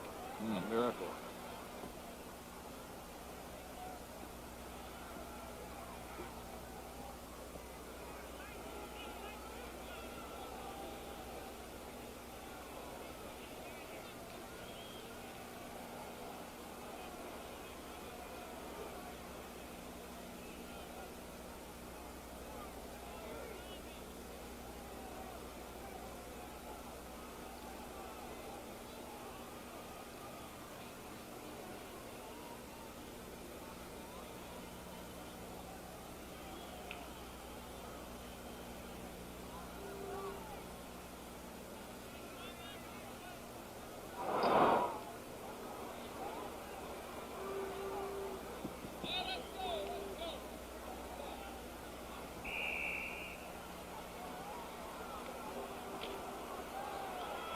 Marv Fleming, 2 Super Bowls at Green Bay, now 3 with Miami. First down, Dolphins from the Dolphin 11. Mercury Morris to the 14. Carl Eller has him in his grasp, and it's going to be 2nd down and 7. Looking back on it now, barring a sudden turn here in the fortunes of the Minnesota Vikings, the tone of this game was set when Bob Greasy took the Dolphins after the opening kickoff on a perfectly executed 10-play touchdown drive with Larry Csonka getting the touchdown. What the Dolphins need right now is a sustained drive. What the Vikings need is no first downs by Miami, and get the ball back just as soon as possible. Csonka. First down, 27-yard line. Wally Hilgenberg made the tackle.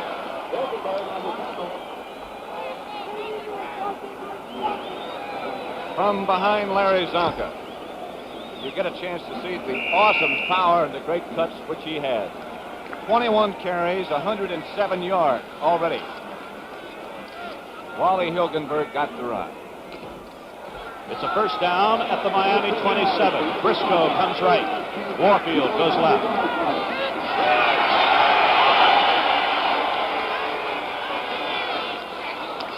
This time, Jim Marshall nails Csonka behind the line, and Gary Larson took Greasy back about 8 yards. They just barely got that exchange off between the two of them. Csonka, I think that time was late off the ball. The coaches, just by looking at him, you wouldn't know who was winning, would you? There is, I think, just a little bit of satisfaction showing on Don Shula's face, Pat. Jim Kicknow checks in as it is a second down and 12. The ball just inside the Dolphin 25. 3 minutes left to play in the third quarter.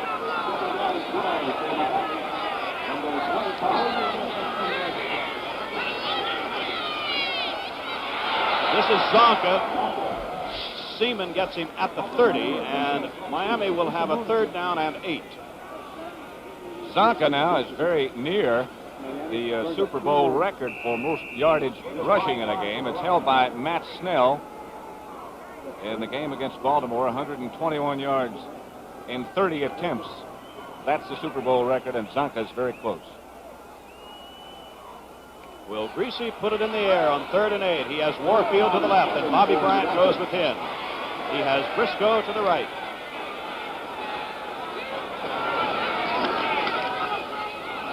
Csonka did not fool the Vikings this time. The two tackles pinched in, Page and Larson, and the Vikings will get the football with about 2 minutes left to play in the third period. 77, along with Page, 88 of the tackle.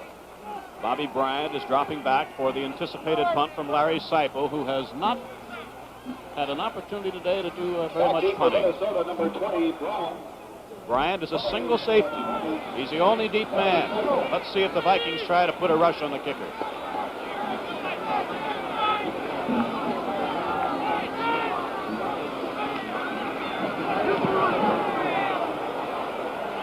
Rather short kick, and the Vikings are going to get pretty good field position at the Minnesota 43-yard line with 1 minute and 34 seconds left to play in the third quarter.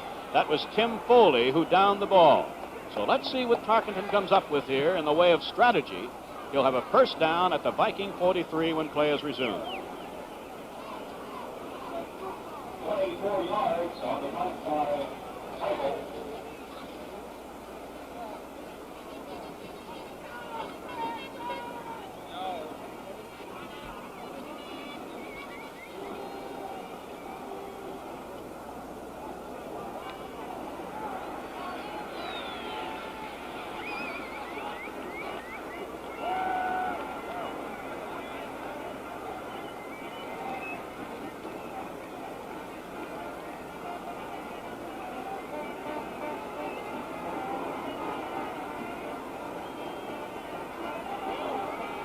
I thought it looked like Doug Sanders. I think it is. I think it is Doug. Yeah? Yeah, it is.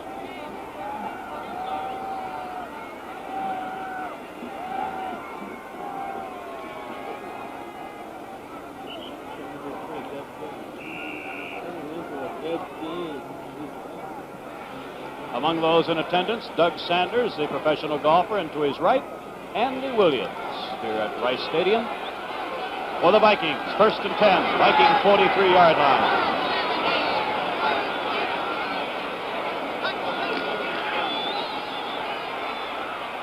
This is Foreman. Foreman gets it just across the 50. It'll be second down and 3. Bob Matheson made the tackle. Now Carroll Dale again was in on first down, but I believe looks like Ed Marinaro is coming into the backfield. Number 49. Now Marinaro replacing Foreman is a fine receiver.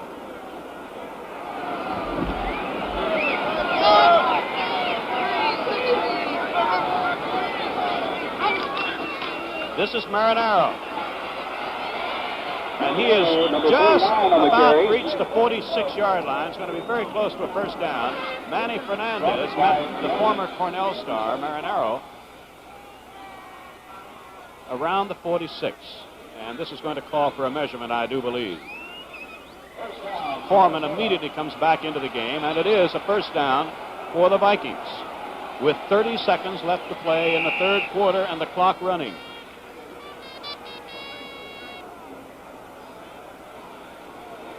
Dolphin defense.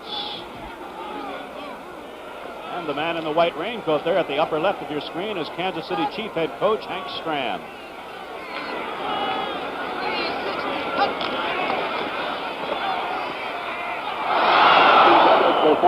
Foreman hit hard by Nick Buoniconti, and it's going to be 2nd and 10 with 8 seconds left to play in the third period. See, Hank Stram's Kansas City club led the Vikings by what score in their Super Bowl game, Pat? It was 16-0 at the half, then the Vikings came back and scored. Kansas City went on to win 23-0 as Nick, 23-7, I beg your pardon, as Nick Buoniconti comes out. And an extra defensive back goes in. Second down. Charles Babb is the back that's gone in to replace Buoniconti. This is a 2nd and 10, and Marinaro is back in for Minnesota.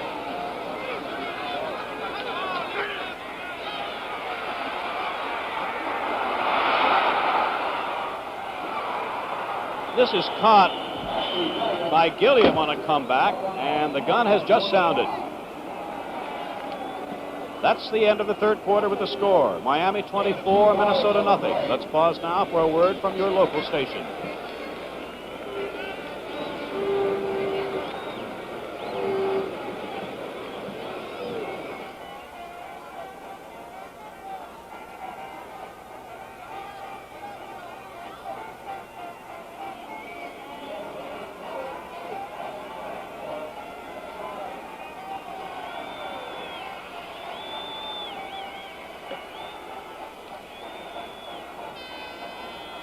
There was Joe Foss a minute ago, Tony.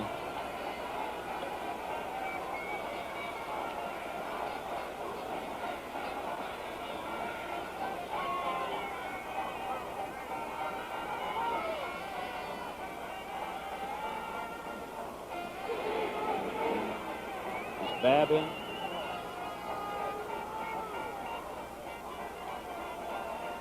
Joe Thomas. Joe Robbie, yeah.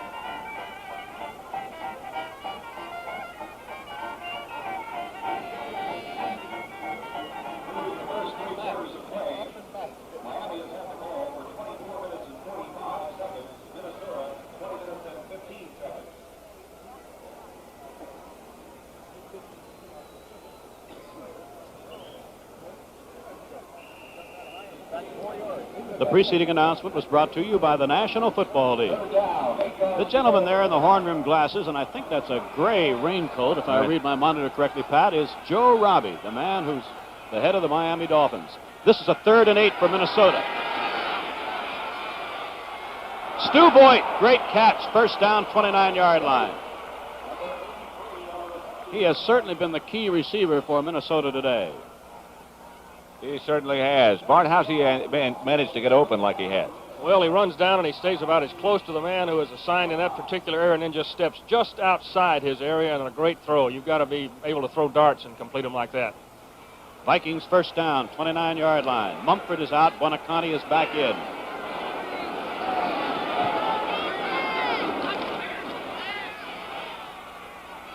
Gilliam. 20-yard line. It's going to be 2nd and 1. Tim Foley defending on the play. Now number 82, Jim Lash, the rookie receiver, has moved in for Minnesota. Fran Tarkenton's got a couple of things, more than that actually, to keep his eyes on right now. All those Miami defenders, and he's got to take a cautious look at the clock from time to time. The kind of pass he just completed to Gilliam is the kind he needs.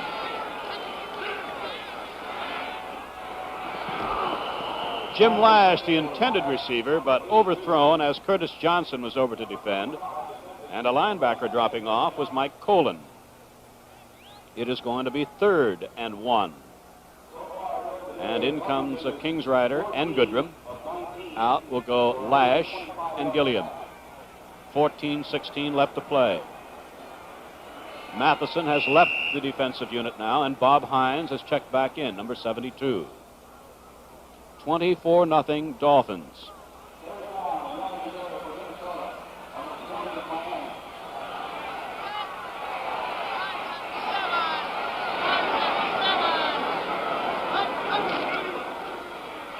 First down, Oscar Reed. He's down to the 13. Jake Scott from the secondary made the tackle, but the drive stays alive. Back to the same place again in short yardage, except this time it works. Good cut by Reed and a good charge by the Viking offensive line in this case. Jake Scott riding Oscar Reed to the ground with Dick Anderson helping. Jim Lash has come back in, and he'll line up wide to the left, drawing the attention of cornerback Curtis Johnson. Gilliam is off to the right.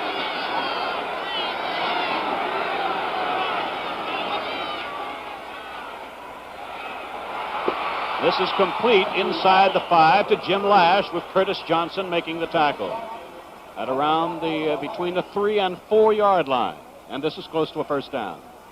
And by far the best looking drive Minnesota's been able to put together. Of course, you're bound to have a letdown on defense when you look up there and see leading 24-0 in the fourth period.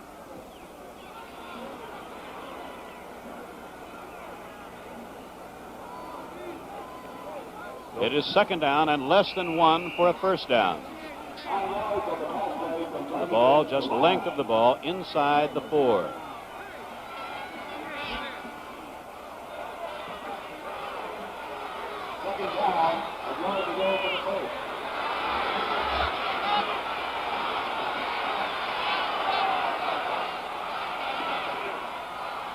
Tarkenton is going to run it in for the touchdown. For the second time today, Tarkenton ran a same type of play, this time to put the Vikings on the board with 13:25 remaining in the game. A design play again, and designed for Francis to run, and not really ever looking for a pass to any great degree. He just put it away and took it in behind the blocks of Oscar Reed and Marinero, I believe. Kings Rider, I beg your pardon. Paul Krause, the holder for Fred Cox.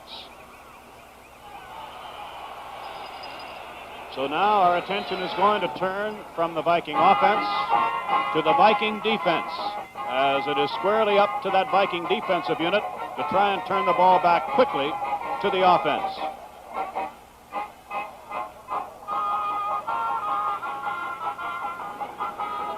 Thank goodness.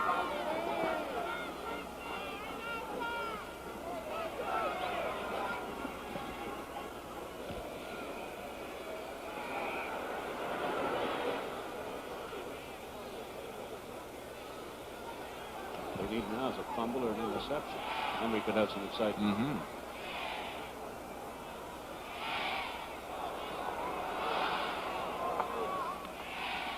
No, like to see it closer. Maybe we'll get lucky.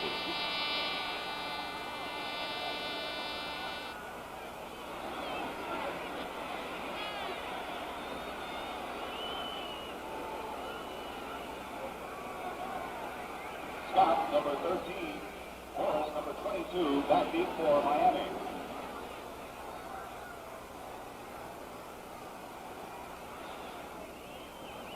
Fred Cox will kick to deep men Jake Scott, 13. Mercury Morris, 22. Uh-oh. We're going to try and... Who has it? Vikings have it. It hit one of the Dolphins. It went the required distance, and it's a first down for the Vikings at the 49-yard line of Miami. There is a real art to executing this as well as Fred Cox just did it. The Dolphin player was trying to get out of the way, hoping the ball would go out of bounds. It's Bob Matheson, I believe, that the ball hit. And there was a penalty on the play. I must admit, I turned away. I did not see what it was. Was it offside on the kickoff? Offside on the kickoff, and the Vikings now have had so many costly penalties. The return of the second half kickoff by Gilliam, a brilliant return, nullified by a clipping penalty.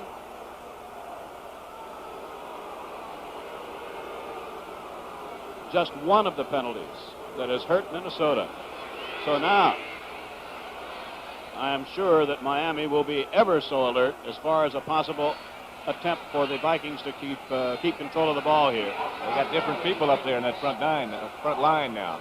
They have some receivers and defensive backs up front. Larry Seipel is over there along with Tim Foley. Those who are used to handling the ball. Curtis Johnson is up close to the front line. Jim Mandich is up near. A squibber. Jake Scott.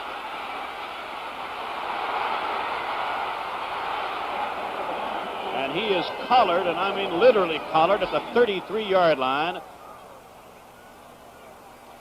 This Tuesday night, CBS will have the NBA All-Star game from Seattle at 9:30 Eastern Time. Pat, you'll be there for that? Right, with some of the game's great players.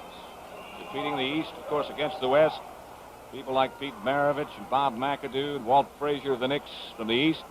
And from the West, Chet Walker, Bob Lanier, Sidney Wicks, and Gail Goodrich. The NBA All-Star game on CBS, where you see the best in basketball on the #1 network. From the Dolphin 34-yard line. Csonka to the 37. Fran Tarkenton apparently is going to require some attention on the part of the Minnesota trainer. 24-7, less than 13 minutes remaining in the game. Wally Hilgenberg made that last defensive play. Csonka picked up 3 at his 2nd down and 7. He has to be pretty close to that record now. What was it, 121 yards by Matt Snell? Right. Rushing record for an individual in the Super Bowl.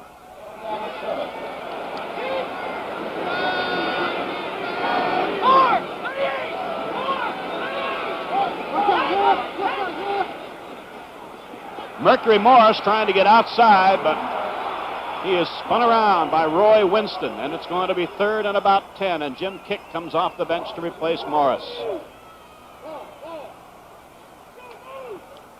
I don't think it's any big secret that because of the situation the Vikings find themselves in there, you're going to see them blitzing a great deal from here on out. They had one on there and it worked real well. This is a 3rd and 10 play coming up. Jim Kick in the offensive lineup now has a reputation of being a fine blocker as well as a good pass receiver. This is a move that the Dolphins frequently use. It remains to be seen whether or not Greasy will put the ball in the air or not. He has suffered no interceptions. 3rd and 10. He gets it to the 40, short of a first down. It's going to be 4th and 4 as Wally Hilgenberg and Jeff Wright made the tackle. So the Vikings will get the ball with about 11 minutes remaining in the game and trailing by 17 points, 24-7. Larry Seipel comes on. Bobby Bryant is dropping back, anticipating this punt by Miami.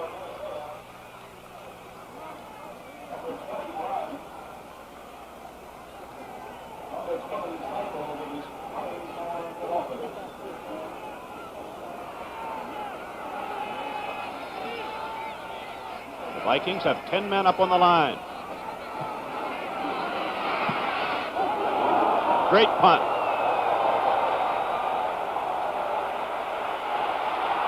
It's going to be downed around the 1 or 2 yard line by Mike Colin. And the Dolphins continue to do just about everything right.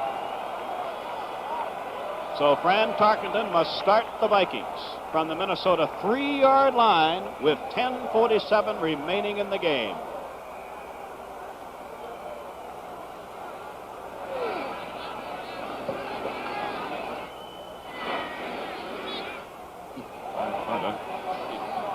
like that normally takes off.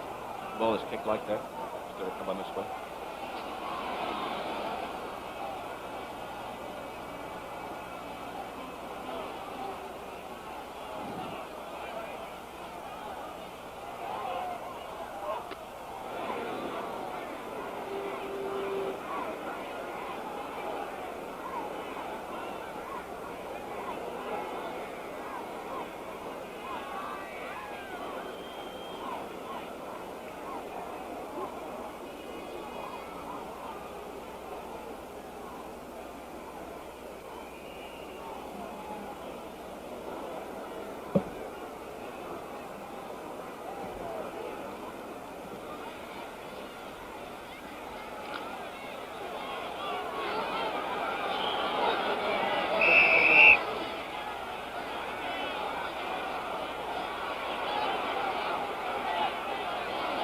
From the Viking 3.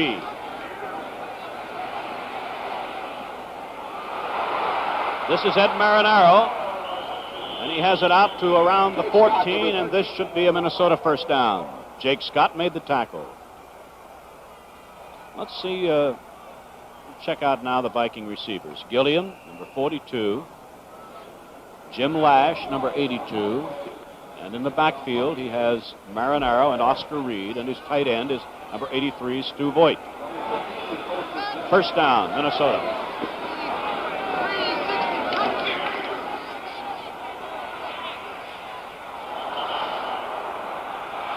Couldn't quite get the ball to a slanting Jim Lash, as one of the few times today Tarkenton was off target. He has thrown the ball extremely well so far, and he's going to have to throw it just about every play from here on in. Tarkenton now has thrown the ball 22 times, 16 completions, 145 yards, no interceptions. Now it is second down and 10. Sorry, Ray. The record for completions, by the way, is held by Joe Namath of 17. So Tarkenton is one away. Oscar Reed. And he's within about a yard of a first down at the Viking 24, where linebacker Doug Swift made the tackle. Less than 10 minutes now remaining.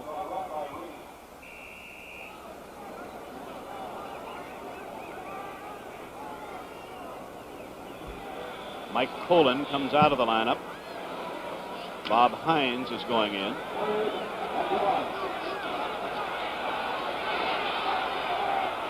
The Dolphins have too many men on the field, but they just got their man off.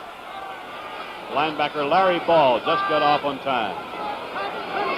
3rd and 1. And Oscar Reed, by that second effort, gets a first down at the 26-yard line as middle linebacker Nick Buonaconti made the tackle.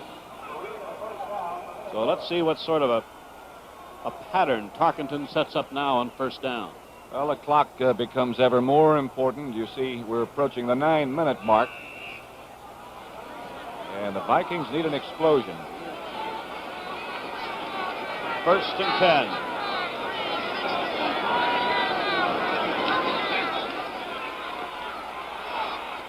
Oscar Reed couldn't hold on at the 31-yard line.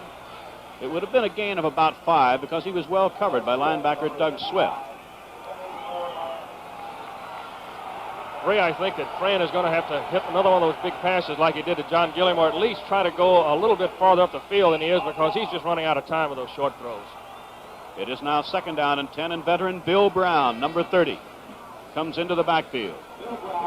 Bill Brown is the all-time leading Viking pass receiver. So he presents an added threat coming out of the backfield. 2nd and 10.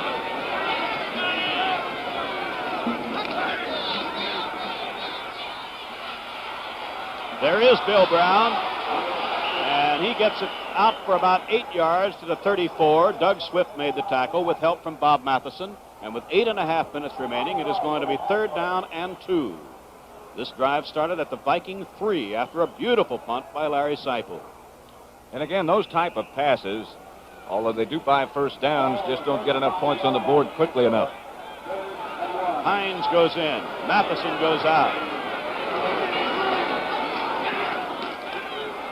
Bill Brown gets Puts it out around the 36-yard line. He ran into Bill Stanfield. First down. So the veteran Bill Brown immediately makes his presence known after coming into the game, catches a pass, makes a third down run for a first down. Hines goes out. Matheson goes in for Miami. Chuck Foreman on the sideline, not playing at the moment because the two backs in the game, Marinero and Brown, both are better pass receivers. Interference. Defensive back Tim Foley went on the back of intended receiver Doug Kingsrider. And result, first down, Minnesota at the Viking 41. 7:36 left, and you can check this one out yourself. Foley did not even contest this call at all. Marinero, of course, a good bit bigger than Tim, had his body in between, and he had to go ahead and make his commitment. It's going to be a completion anyway. Interference penalty, no question about it, called against Foley. And it's an automatic first down. And it stops the clock. 7:36 remaining. Mumford is out. Linebacker Larry Ball comes in. Gilliam comes right. Lash comes right.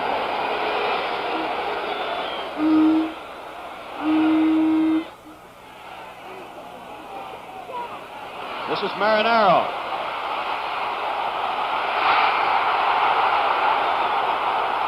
He just won't go down at the 33-yard line in the grasp of Curtis Johnson.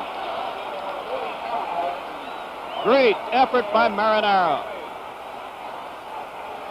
Curtis Johnson is really upset.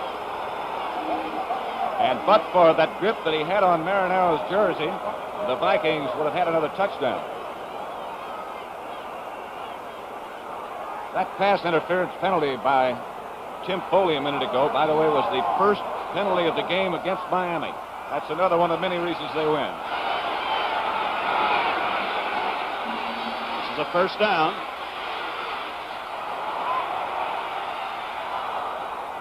It was intended for Jim Lash running that deep sideline pattern. It stops the clock with 6:43 remaining. Next Sunday, following the NBA game, a pro basketball special, The Best in Basketball, will be on CBS at 5 o'clock Eastern Time. Special traces the history of the NBA with all of the great players and their influence on the changes in the game. It all starts with a visit to the Hall of Fame in Springfield, Massachusetts, which we enjoyed very much.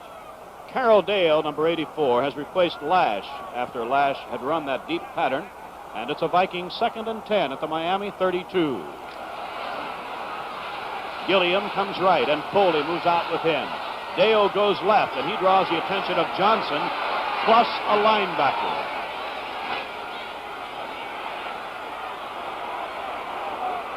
Stu Voigt and Gilliam were both down there deep, but it is going to be 3rd and 10, and I'm not sure that the word critical is even puts emphasis enough on what's coming up here in the way of a 3rd down and 10 for Minnesota, Pat. Well, I think one thing that Tarkenton and the Vikings now have going for them is that three-man rush by the Miami defensive line.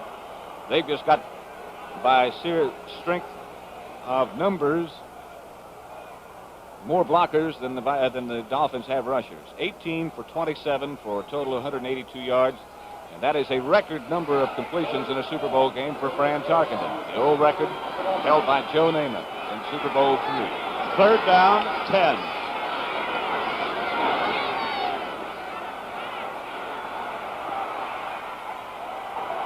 Intercepted. Curtis Johnson. 9-yard line. And tempers are beginning to get frayed as Johnson comes up with the first interception of the game.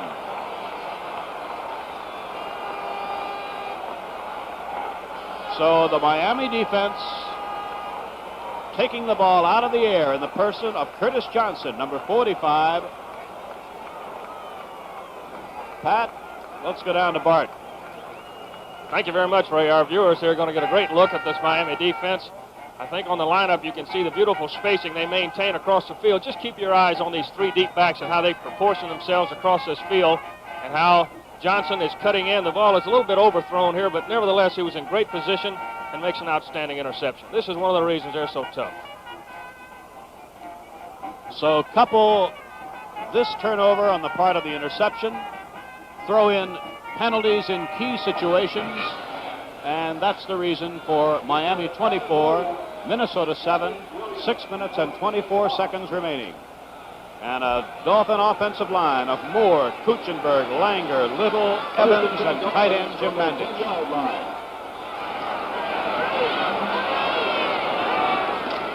Larry Csonka. He's out to the 17-yard line, and we're going to keep a close look on the unofficial rushing yardage because while Tarkenton broke the pass completion record, Larry Csonka comes very, very close to the rushing record. And as Pat pointed out, it came when Matt Snell ran for 121 yards in the Jets' victory over Baltimore. And unofficially, he has broken Snell's rushing record with that run right there. He's now got 123 yards. Snell took 30 carries to do it. Second down, 3.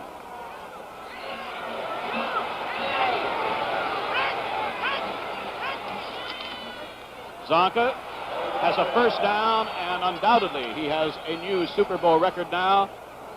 And the clock keeps ticking away, and we now know that the great Larry Csonka,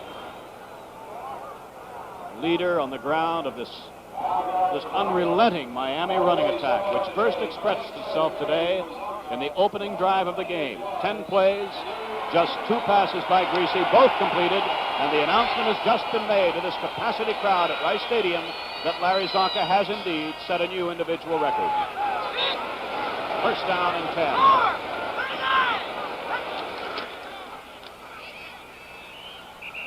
Jim kicked Burrows for several yards. There's been so much talk about how this Dolphin team felt about winning this Super Bowl game, so they might be favorably compared with the only other team that won 2 back-to-back, the Green Bay Packers. They felt if they could do that, that would be one of the things that might prove them to be certainly one of the great teams of all time. And what certainly must be a disappointing afternoon for the young man we saw there an instant ago, Fran Tarkenton.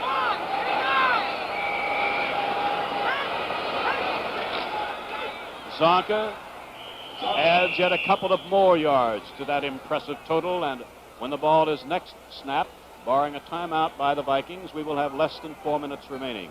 Carl Eller made the tackle on that last play. Somebody asked Don Shula how much this game meant to him and if that comparison meant that much, and he said it certainly did, but of more importance to him was in Super Bowl competition, he was just trying to get up to 500 because he had won only one and lost 2, one with the Dolphins, one with the Colts. Sure looks like he's done a great job this time. Third down and 8. Csonka is met by Seaman and Roy Winston, and we have a marker down inside the 15-yard line. Alan Page hit Greasy, and a marker is down, and number 88, Alan Page, is arguing vehemently. Jim Marshall, his teammate, close friend. So once again, we're going to have a penalty against the Vikings that is going to hurt their cause, although, in all honesty, of course, this one comes when the game is well out of hand. We're in a nest of Dolphin fans up in the upper deck here at Rice Stadium, and they have been chanting, "We're number 1" for about the last quarter and a half. Now, I was just going to say, Pat, ordinarily I don't like to point out things that we do not all get an opportunity to see, but I think it should be pointed out that after that penalty was measured off, the guy that went and patted Bob Greasy on the back in a very friendly way was one Alan Page. Howard Twilley has checked in, number 81, and Paul Warfield is out. First down at the 40-yard line. Goes Csonka on his relentless way again out to the 45-yard line. We would like to point out that Super Bowl VIII was produced by Bill Fitz and directed by Tony Berna. Thank you, gentlemen. Thank you. Second down and 6. Marv Fleming, number 80, playing in his 5th Super Bowl, has come in now. He's a tight end. Twilley lines up as a wingback to the left with less than 3 minutes remaining in the game. Second down and 6. Jim kick to the 49, and it's going to be 3rd down and 1, and a marker goes down.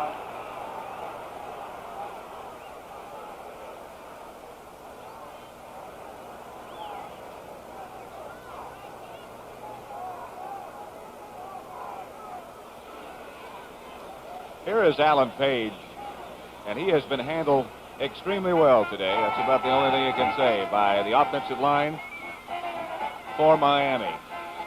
Bob Kuchenberg and Alan Page getting rid of some of that frustration. It has to be a frustrating afternoon for all of the Minnesota Vikings. This is their second trip to Super Bowl. They lost to Kansas City 23-7. They trailed Miami 24-7.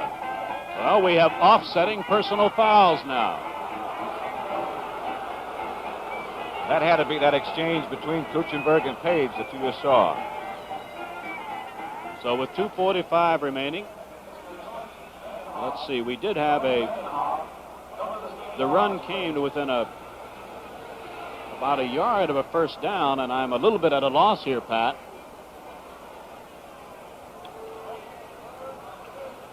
The penalty, the infractions occurred after the play was dead, so the gain stands. Then the offsetting penalties, so it is going to be 3rd and short yardage. With 2 minutes and 45 seconds remaining.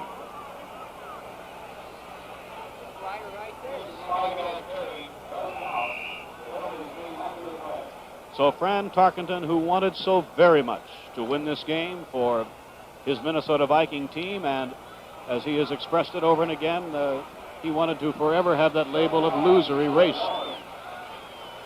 In fairness to him, I think it's already been erased with the 2 victories this year. 3rd and about a foot, the ball at the 50. And the markers go flying, as we'll find out now. Were the Vikings offside? Were they drawn offside by an illegal procedure? Offside Minnesota, first down Dolphins, and I think that penalty, Pat, coming at this stage of the game, just sort of puts the final stamp on the frustrations felt by that man, Alan Page, and by the Vikings as a team today. Well, Tarkenton has said beautifully that quarterbacks don't lose football games, teams do. And he's also said that quarterbacks don't win them, teams do. And I think that's the best way to describe everything, Pat. I couldn't agree more. First down, Dolphins, Viking 45. Jim kick gets a yard or so, and another 30 seconds will be erased from the clock. There's so many things about a game of this magnitude that are going to be hashed and rehashed as time passes. This man, Don Shula, put his Dolphins through a rigorous training schedule getting ready for this game. No time off. Very, very tough schedule, whereas Bud Grant gave his Vikings a whole week off before they came to Houston and began workouts again. So the way they approached it has to be something that will be discussed. 42-year-old Don Shula.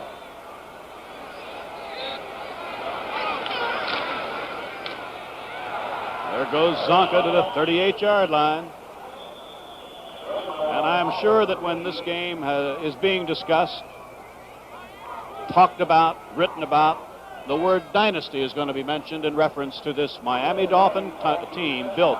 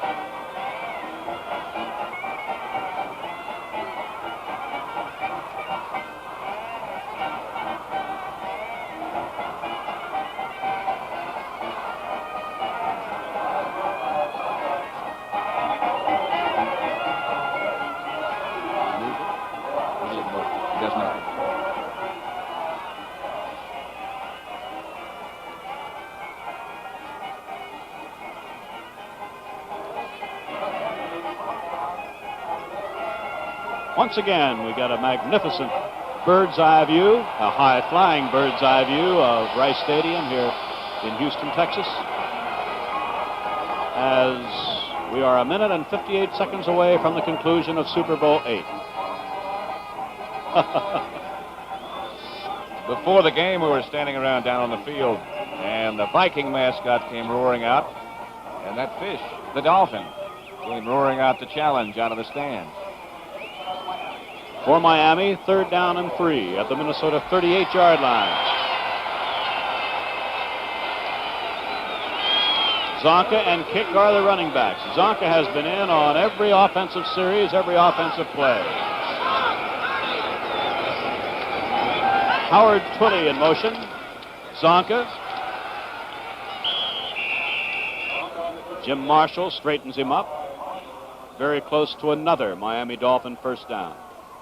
That carry right there is number 31 for Csonka.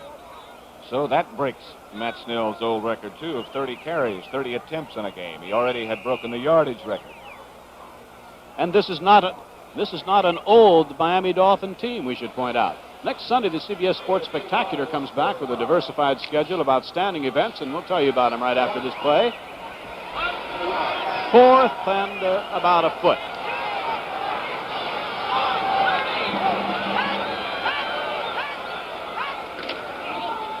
And Csonka gets the foot and a first down.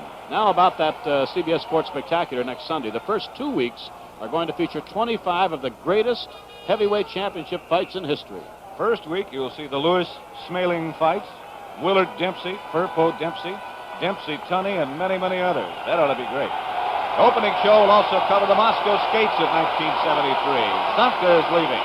What a day. Larry Csonka, who has set an individual record and by his play set the early tone of this game. He is replaced by Don Nottingham. This is Jim Kick getting it inside the 30. And with the Dolphins controlling the ball here in the final seconds, it sort of puts the topping on an outstanding performance. There's Nick Buoniconti, the leader on the field of the Miami Dolphin defense. The final seconds now are ticking away. Bob Kuchenberg leaves. Wayne Moore leaves. Irv Goody comes in. The Miami Dolphin fans, some 12,000 strong, count off the final seconds as the Miami Dolphins have duplicated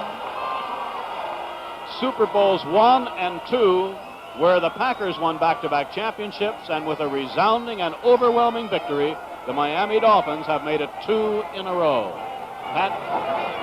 Just by way of bringing you up to date on that great statistical afternoon that Larry Csonka had, unofficially this is, 33 carries for 145 yards. And Ray, that's going to be a very, very happy Miami Dolphin dressing room.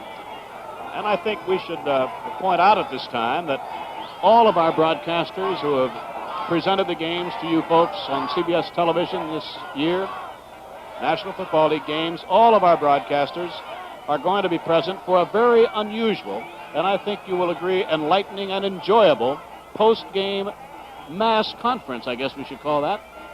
Each one of them will have an opportunity to question and get the reaction of members of the winning Miami Dolphin team. Jack Whitaker will be hosting. So that is the end of the game with the score. The Miami Dolphins 24, the Minnesota Vikings 7.